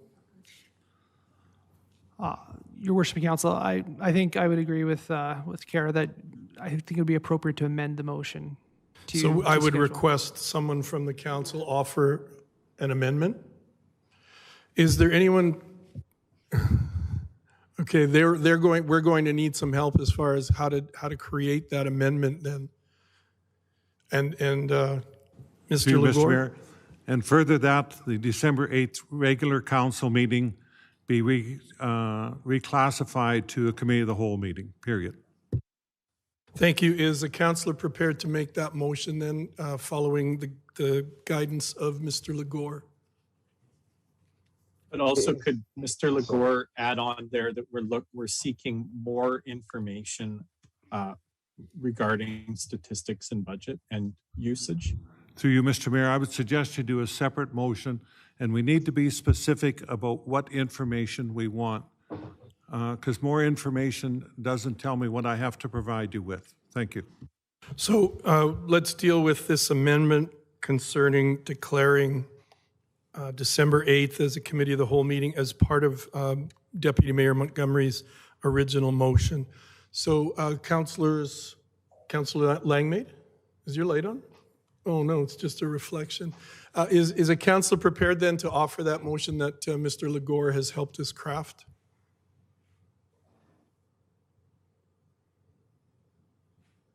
If not, then I guess we're just going to vote on the original motion, which is problematic because we haven't declared a...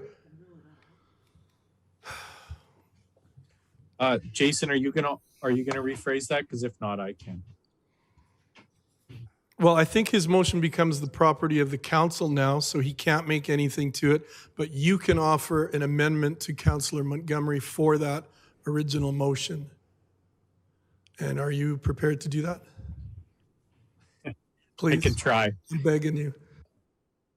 Okay, I move that council defers the decision on the memorandum of understanding with the Strathmore Handybus Association. Councillor Wiley, just if I can stop you, I think you're just going to be offering an amendment to make that December 8th meeting a committee of the whole meeting. And that's the amendment you're offering to the original motion to defer this to December 8th, but your motion would be to make that December 8th meeting a committee of the whole meeting. And that we shall make, and I move that we shall make that December 8th meeting a committee of the whole meeting. Jonathan, are you able to get all that? All right, and now if Kara and Jonathan, because the original motion is the property of the council now, I don't need to consult with Deputy Mayor Montgomery concerning whether he accepts that. So we have the new motion, and Jonathan, just for absolute clarity to the people who might still be at home watching, if you wouldn't mind reading out the fully amended motion. So, Your Worship, Councillor Wiley moved that the December 8th, 2020, that the motion be amended to state that the December 8th, 2020 regular council meeting be changed to a committee of the whole meeting. Okay, and everyone's comfortable with what the original motion was, and then now we know what this amendment is? You're just voting on the amendment now. All right, thank you. Never mind You're the correct. original motion. You're correct. Deal with the amendment. Okay, so we're voting on the amendment, and I'll call... Can I speak to the amendment? To the amendment, yes. Thank you. I just want to say to council that regardless of whether or not it happens on December 1st, or it's a committee of the whole, or a regular council meeting, etc., it's incredibly important that we have a discussion about this. This is the one chance we have to actually make a difference. Otherwise, unless you want to wait until the next budget time, but I'm telling you, as the 4-year representative of council, I think though, Deputy Mayor, we're getting into a reason to discuss this. The motion on your clarification or your comments would be strictly about amending your motion to a December 8th committee of the whole. That's all we can discuss at this point. It's incredibly important that we change it to a committee of the whole so that we can actually have a proper discussion, because if we approve this tonight, we will be throwing away the opportunity to actually give our residents subsidized transportation rates. They are right now paying the same as taxis. Okay. Again, I've got to stop you. Subsidized rates. I've got to stop you there, because we need to focus this latest discussion only on the amendment to make that December 8th meeting a committee of the whole, not the other stuff that you're starting to discuss. We need to focus on the discussion that deals with amending this to make sure that the December 8th meeting is a committee of the whole meeting. I just want it to be absolutely I think clear everyone understands. I understand. Thank you. All right, I believe it's time to call the question on that amendment, so I will call the question. All in favor of the amendment? Aye. And the amendment is carried. Opposed? Okay, we have 3 opposed. And so now we have that amendment passed, so we're voting now on the whole entire package. And Jonathan, if you wouldn't mind reading the entire motion with the amendment that was approved. Thank you, Your Worship and Council. The motion I have right now states that Council refer the Strathmore Handy Bus Association Memorandum of Understanding to the December 8th, 2021 Committee of the Whole for discussion and review, and that the December 8th, 2021 regular council meeting be changed to a Committee of the Whole meeting. Thank you. Do I allow, I just want to make sure, do we allow more discussion on this now? We've all had chances to speak twice now, except a couple of councillors. Are there any other councillors who would like to speak on that full motion that's on the floor? Councillor Langmaid? Thank you, Your Worship. I just want to comment, as a new member of the council, there has been a lot of discussion about whether new members of council are ready and prepared to vote on this issue, and I would like to state that I have reviewed the information presented not only at this meeting but at previous meetings, and as a new councillor, I do feel informed enough to make a decision on this. Thank you. Thank you. Any other comments from councillors who have not spoken yet? Seeing none, then I'll call the question. All in favor of this full motion that was presented by Deputy Mayor Montgomery and amended by Councillor Weiler? All in favor? Aye. Opposed? So we have 4 in favor and 3 opposed. So the motion is carried, and this will come back to us on December 8th, but we're now looking for a motion to direct administration to collect specific information, and we need to spell out what that specific information will be that administration will bring to us on the December 8th Committee of the Whole meeting. And I just want to take just one short second here, 2 seconds, to thank administration for having us go through a Robert's Rules of Order, because I think had this come up without that session we just had, I would have been flummoxed. And I feel like I understand a little more closely what we're trying to get done here and how the procedures should be followed. So we are definitely learning, and I'm wondering if any of the councillors have a motion concerning or a motion to put on the floor, because we can't have discussion on anything until there's a motion put on the floor. So you could put one on directing specific information, and then the discussion could suggest other tidbits of information you would like to see. That's a hint. Deputy Mayor Montgomery? Thank you. And I really appreciate Council approving that last one. So I will make a motion, and I can send this text in, I guess, to administration. I will make a motion that administration procure the following information from the Handy Bus Association in time to be reviewed for the December 8th Committee of the Whole. One is current financials for the association, including bank accounts, investments, assets, liabilities, etc., to the end of November. Current usage statistics from the start of the year to the end of November, broken down by month with client addresses, county versus town, by type of equipment used, place of pickup, as far as town or county, local or non-local. Point of privilege. Point of privilege? It's, I'm sorry to interrupt you, Deputy Mayor Montgomery. It's very difficult to understand you at the moment. You're quite muffled, and we're having a hard time keeping track of what it is that you are including in your motion. Could you perhaps speak clearly into your microphone? I'm not sure what can be done, but we can't hear you very well. Thank you, and I'll grant that point of privilege. Yeah, my apologies. Can you hear me a bit better now? Pardon me? Sorry. Can you hear me better now? Yes, that one was really good. Just hold on a second, please. Sorry.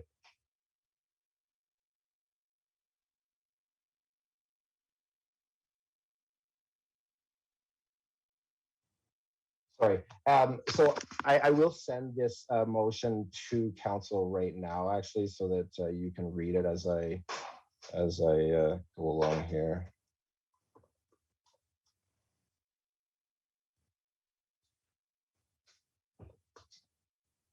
And please, if any council members have any additions that they would like to make, please do so. Sorry. Okay, so you should be getting it any moment now. Yes, I've received it. Okay, so yeah, again, so I will move that administration procure for the December 8th Committee of the Whole from the Handy Bus Association the following information: current financials to the end of November, and sorry, the dates are different, obviously, than what I've sent to you. To the end of November, including bank accounts, investments, assets, liabilities, etc. Number 2 is current usage statistics from year to date to the end of November, broken down by month, by client address, as far as county versus town, by type of equipment used, place of pickup versus town versus county, local versus non-local trips, and medical versus non-medical trips. Number 3, total current registered client number, broken down by home location. Number 4, total current number of association members, with breakdown based on whether they're a town or county resident. The current board list with breakdown based on whether they're a town or county resident. A copy of their current bylaws. And then a budget as well, like a budget for the year that we've gone through so far, and then what their upcoming budget looks like as well, please. That's the end of my motion. All right, thank you. We have a motion on the floor, so there can be now discussion on that motion, and I'll turn to Councillor Peterson. Your Worship, one of the other things that council could do, it doesn't need to be a part of the motion, but in speaking to the issue of gathering information, that Councillor Lang made the point that looking up and looking at the previous meetings of council where the handy bus was presenting and where the handy bus was a point of discussion would be useful. So perhaps just providing the links to those meetings would be useful. Thank you, Your Worship. So are you then offering that as an amendment? No? Okay, just direction. Okay, thank you. Any other discussion? Oh, Councillor Langmaid.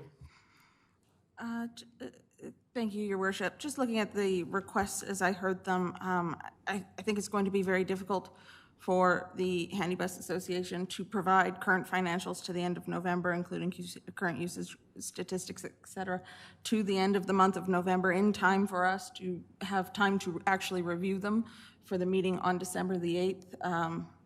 I'd like to offer an amendment to the motion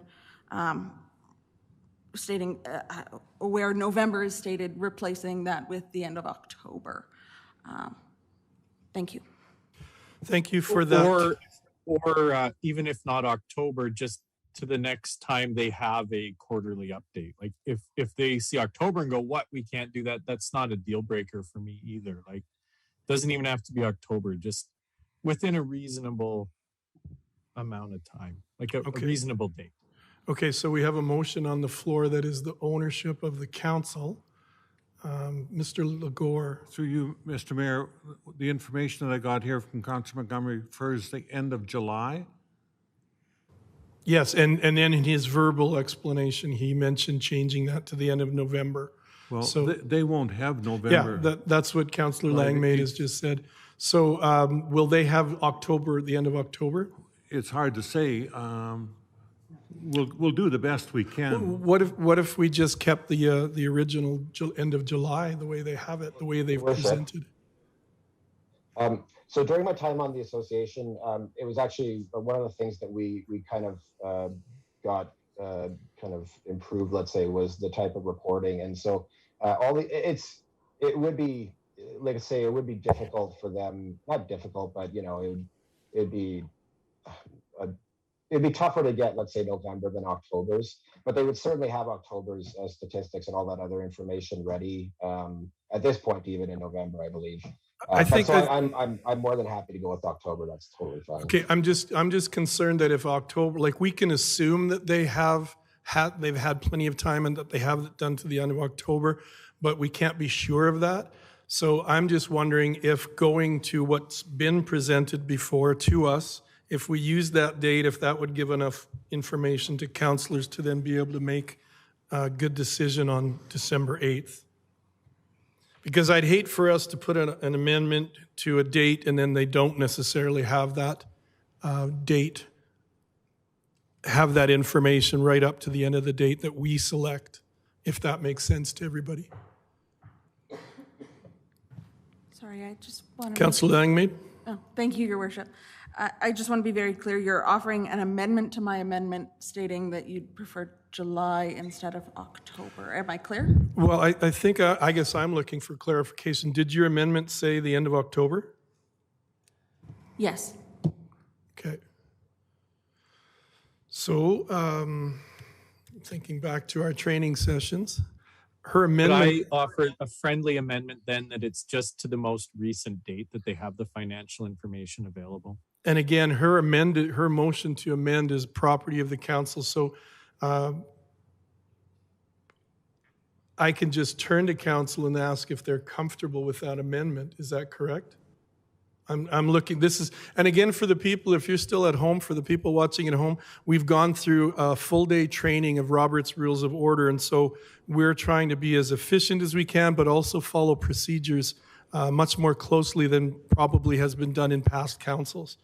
So I just want to ensure that if Councillor Langmaid made that motion to amend to the end of October, is that motion to amend a property of the council, and can we as a group then just approve whether we're going to change it to the one that Councillor Wiley offered, where they're most up to date of information?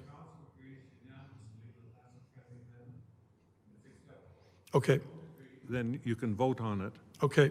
So, Councillor Langmaid, I'm assuming you're in favor of this amendment to the... Okay. Councillor Mitzner? Aye. Councillor Peterson, Councillor Montgomery, Councillor Wiley, Deputy Mayor Montgomery? Yeah, like that's okay, totally fine. And I'm in favor of that as well. So your amendment to the most up-to-date, or the amendment to your original amending motion, wow, I never thought in my life I would speak those sentences. So your motion has been amended to Councillor Wiley's offering that we would get the information, their most up-to-date information. Is council comfortable with what we've decided on now to be able to vote on that?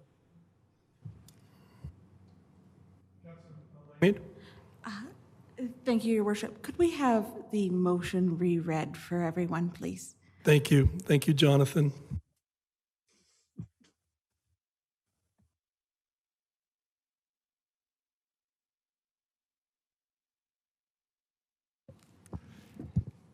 Thank you, Your Worship and Council. Correct me if I misspeak at any point here.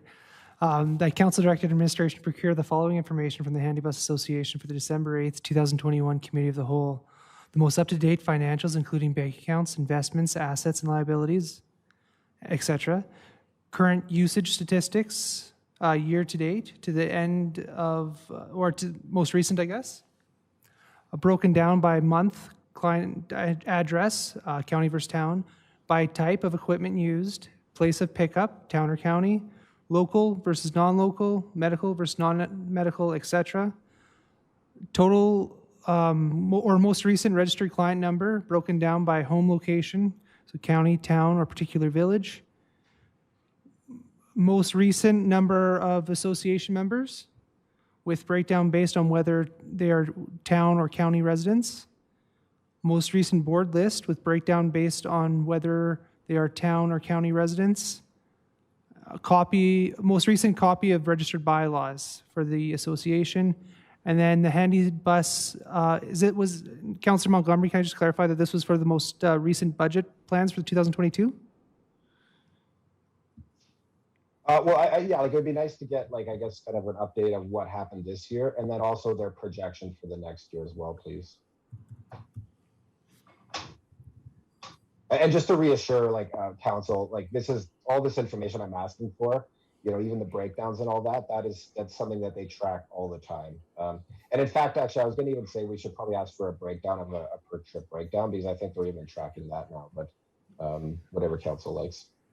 Thank you for that clarification, and thank you, Jonathan, for reading that for us again, so we're fully aware of what's going on. So I will call the question. We have a fully amended motion on the floor right now, and I will call the question. Is Jason adding those three things he just said? That's a darn good question. It's the motion belongs to the whole council again. So we'd have to have unanimous consent to add the latest additions of Deputy Mayor Montgomery. That's my take on this. Through you, Mr. Mayor. Sorry, go ahead. Deputy Mayor. Yeah, I was just going to say, so in my original motion, I did mention the budget, the budget for this year and then the budget for next year. It's just not listed on the typed out motion I sent. Okay. We have a fully amended motion on the floor, and I'll call the question. All in favor of the motion? Aye. Okay, that is approved. So, sorry, you folks at home, Councilor Deputy Mayor Montgomery, are you seeing this with the hands up? I should have checked with you. Are you audio only? No, I just saw Mr. McGore and his people over there at the time. Okay, so that motion is carried.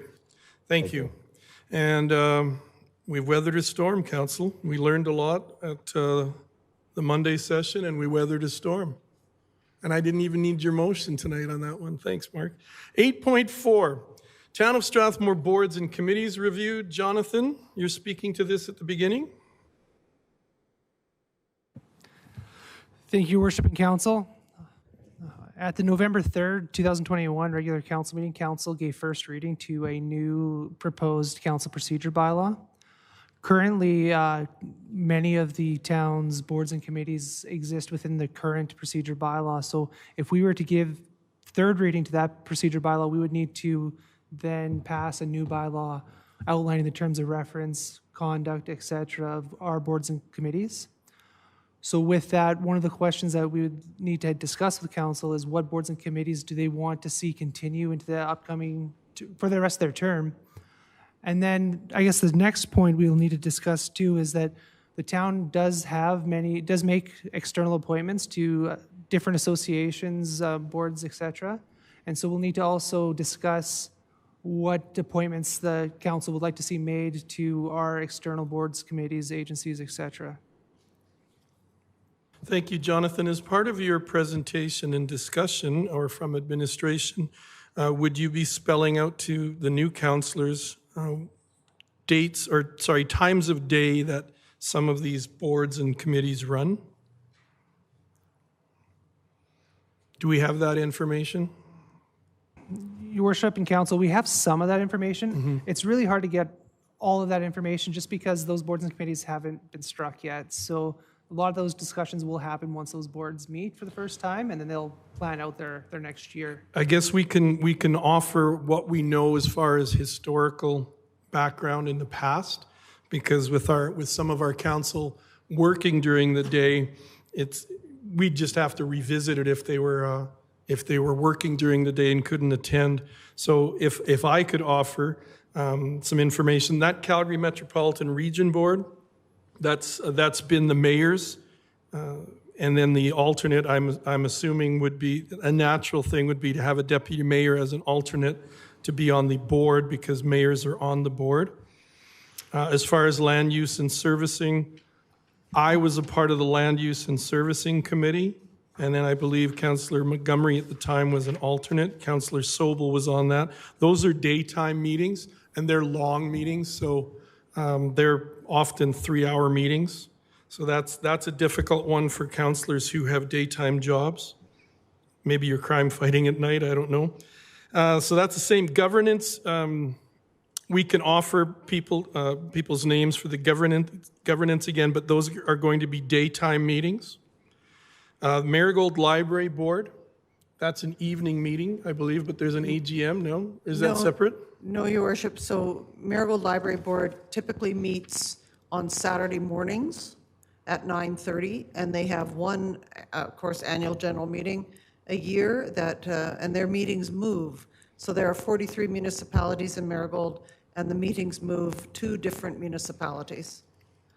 But they are always held on a Saturday morning. But there are many other positions within Marigold, subcommittees, that may be held on various nights. Okay, so thank you for that. And we've kind of deviated. We're just collecting information now so that our new councillors can make the best decision for them. So we now know that Marigold Library Board are Saturday mornings with an AGM that's in a different location each year. Your Worship, the Strathmore Municipal Library meets the last Wednesday of every month. The Seniors Advisory Excuse me. Sorry? Sorry, no, the library board meets the third Tuesday of the month at 7 p.m. So the third Tuesday of each month at 7 p.m. And we typically have 2 members on the library board, correct? Correct, yeah. Okay, thank you for that clarification. The Wheatland Chamber of Commerce Board has typically met during the daytime. I don't know if they're amenable to moving to a time that's later in the day for people who work. The Wheatland and District Emergency Medical Services Association, WDEMSA. They meet on the second Monday of every month, but I heard that may change. But Has it been a daytime meeting? Or no, it's an evening meeting. 7 o'clock meeting. So that would be a Monday meeting once a month? And the Seniors Advisory Committee, there is a recommendation to move to quarterly meetings instead of monthly meetings. And they meet, usually have met on the first Monday of every month at 3 o'clock in the afternoon. Thank you. Kara, I'll turn to you. In terms of, so the recommendation that's before council today is specifically, I think, talks mostly about the external appointments. I do think it's important for us to have a fruitful conversation with council about its internal boards and committees moving forward. I think it's really important, and I would say it's considered best practice to make sure that your boards and committees align with council's priorities moving forward.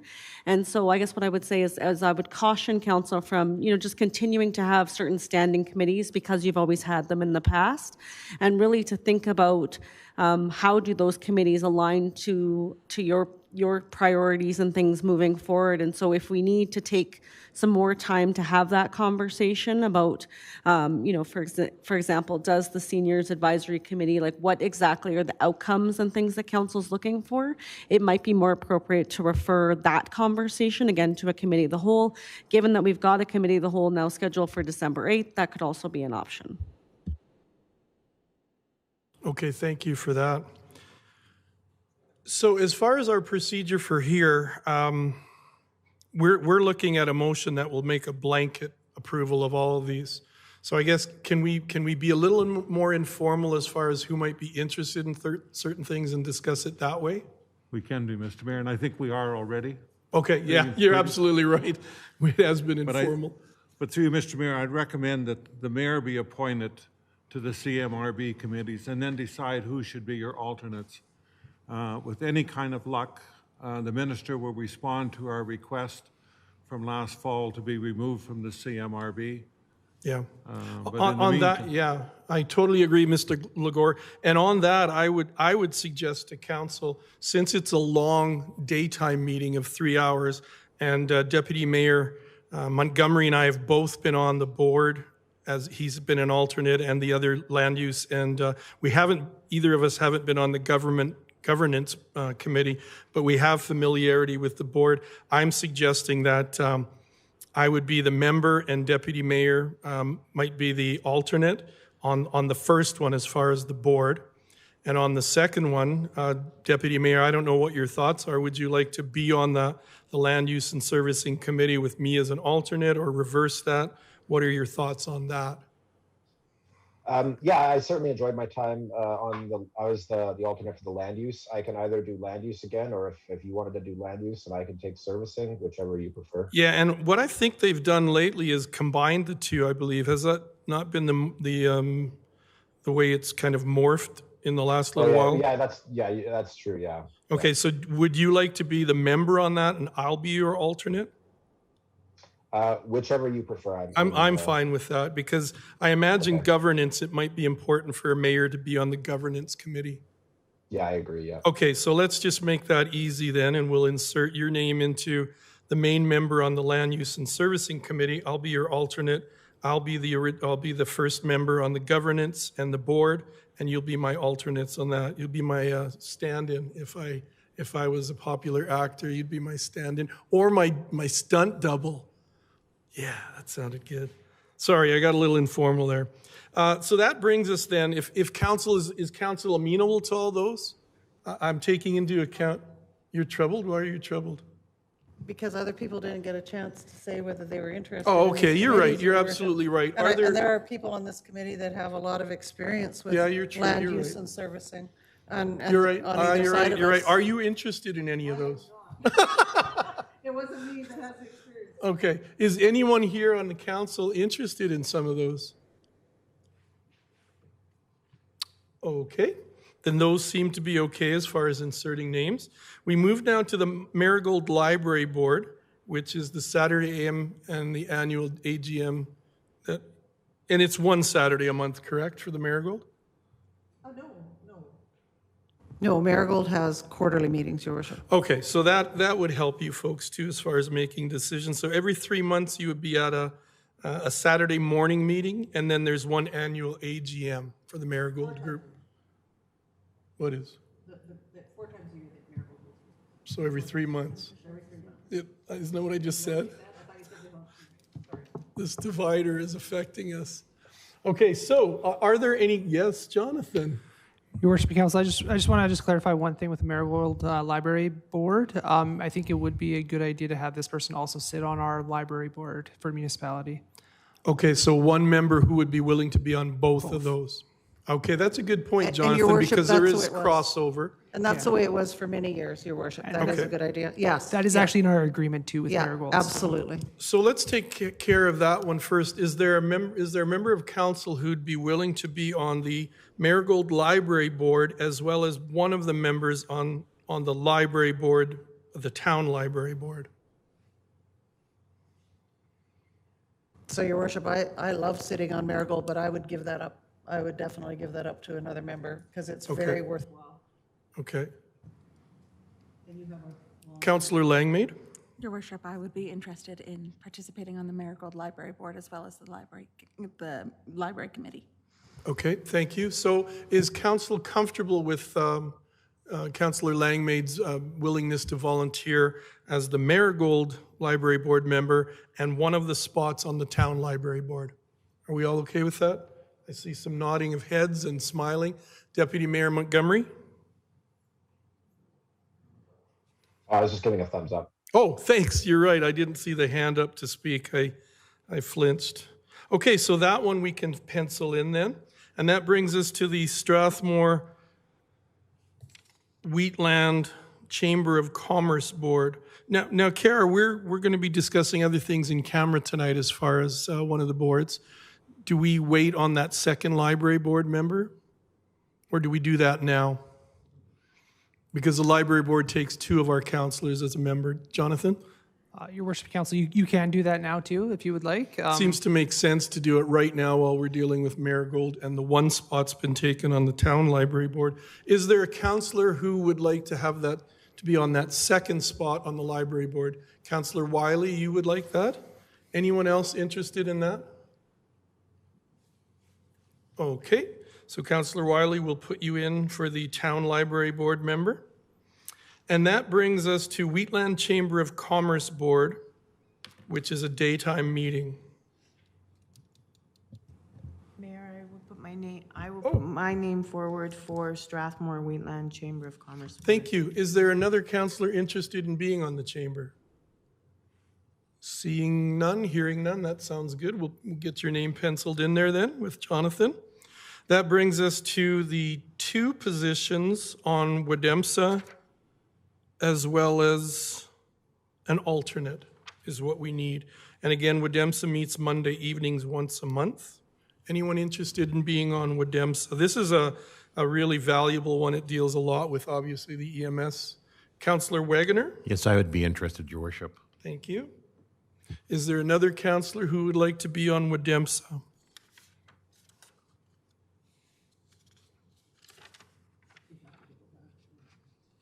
Okay, Councillor Peterson is saying she'd be willing to be on that. And just so all councillors know, you probably know this from all the reading you've been forced to do lately, the mayor is an ex officio member of all committees and boards. So if you happen to be on a board and you can't make a meeting, you can reach out to me and I can represent you on that board at that meeting too. So we're looking for a second member then on the WDEMSA board. And Councillor Peterson is willing to do that. Thank you. And would someone be willing to be an alternate on that board?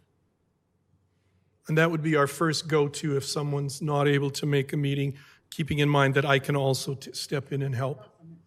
Councillor Mitzner. Thank you, Councillor Mitzner. I think that completes our list, and we can't do Handy Bus because we have no MOU signed at this time, so that'll have to wait. And will that come up then on December 8th? If we bring back the MOU to possibly approve, then will we also look at appointing a member then?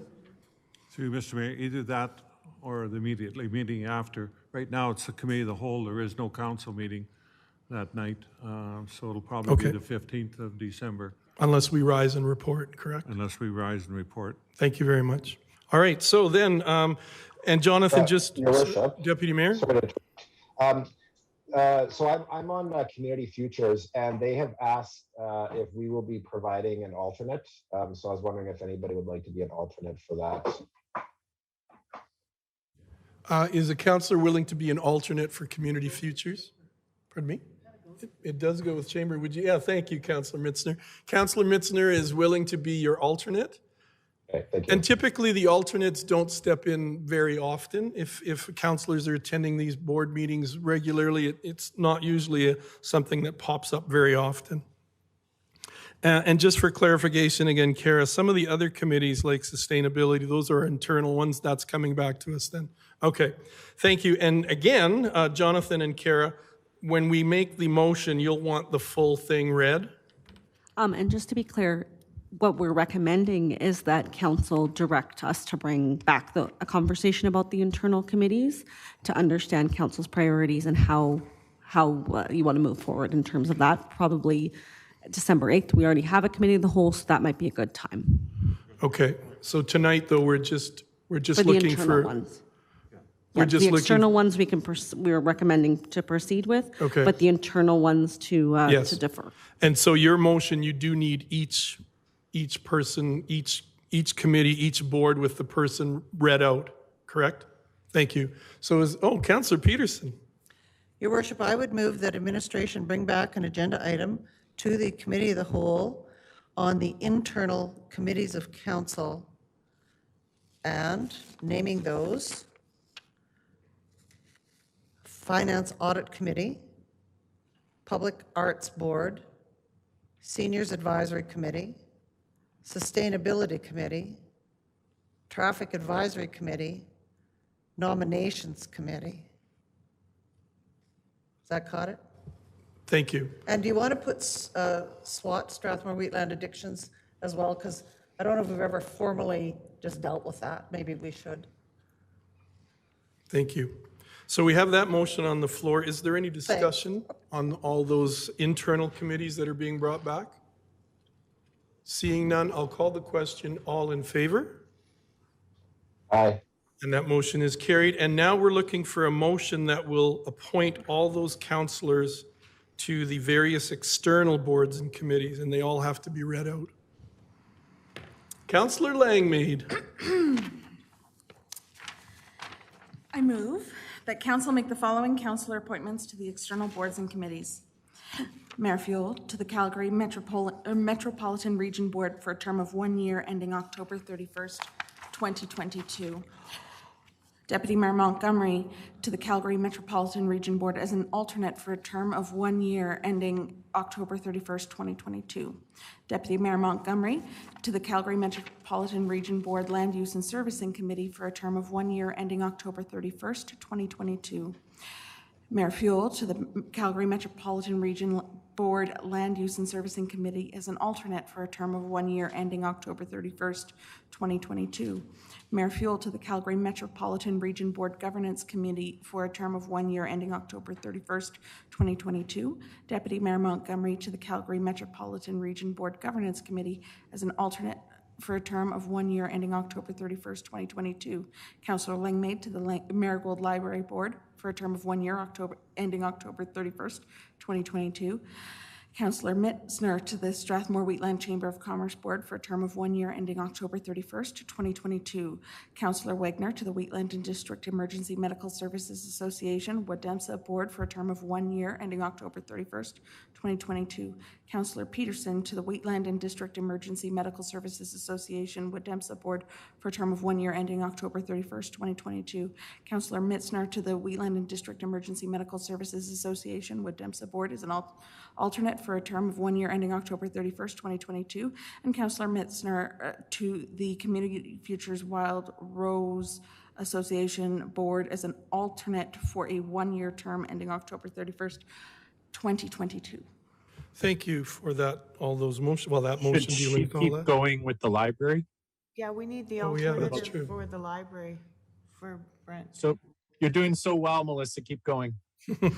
And Councillor Wiley to the Marigold Library Board as an alternate for a term of 1 year ending October 31st, 2022, because I believe we decided to deal with the Library Board as an internal committee at the December 8th Committee of the Whole in the previous motion, did we not? I don't think so. Okay, so I think that's just, it's going to be the Strathmore Library Board, I believe. Jonathan? Just, Your Worship and Council, just to clarify, when I heard Councillor Wiley and Councillor Langmaid being appointed, wanting to be appointed to the Municipal Library Board, that was for the Internal Border Committee, not Marigold, is correct? Right, that's Correct. Marigold doesn't have an alternate. It's the Perfect. mayor. Perfect. So we could handle that as a separate motion, perhaps. Okay, if so we'll that's- approve the other ones first, and then we'll come back to the Town Library Board right after. Thank you. So any further discussion on all of those appointments? Seeing none, I'll call the question. All in favor?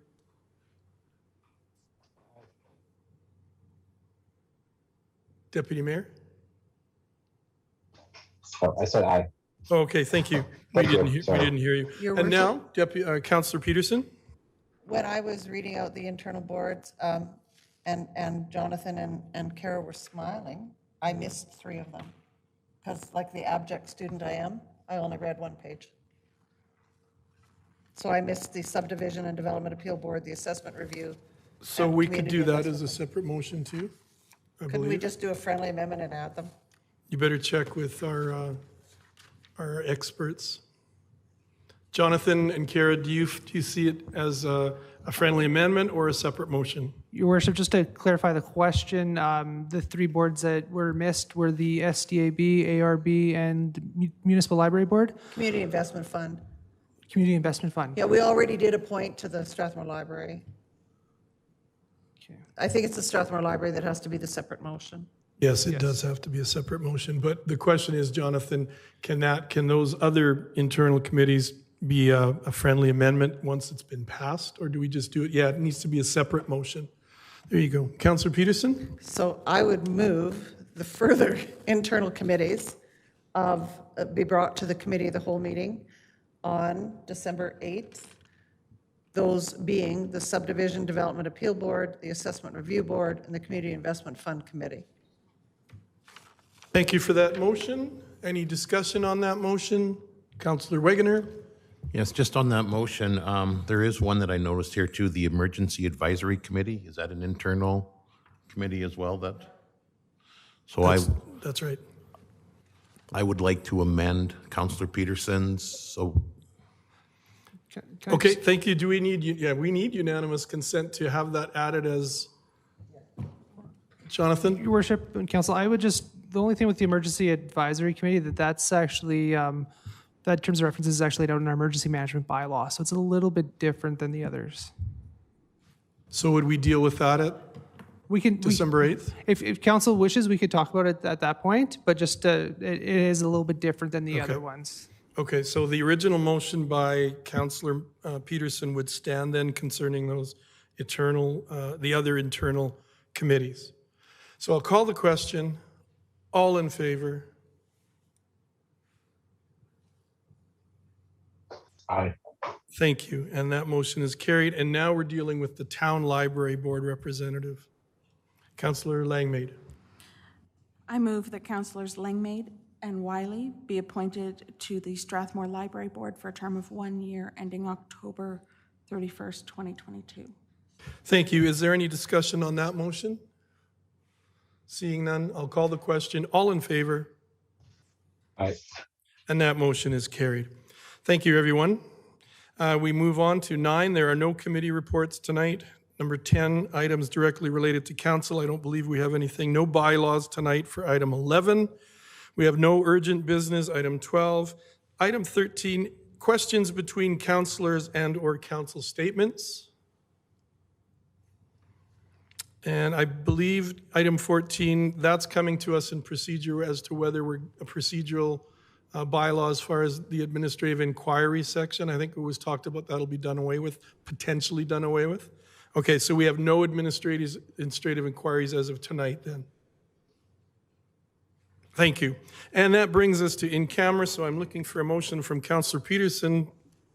Your worship, I move that council go in camera, item pertaining to FOIP 17.4F, item pertaining to FOIP section 24(1)A. Thank you. We have a motion to go in camera from Councillor Peterson. All in favor? And that's approved. We're going, oh, sorry, Deputy Mayor Montgomery, I didn't hear you.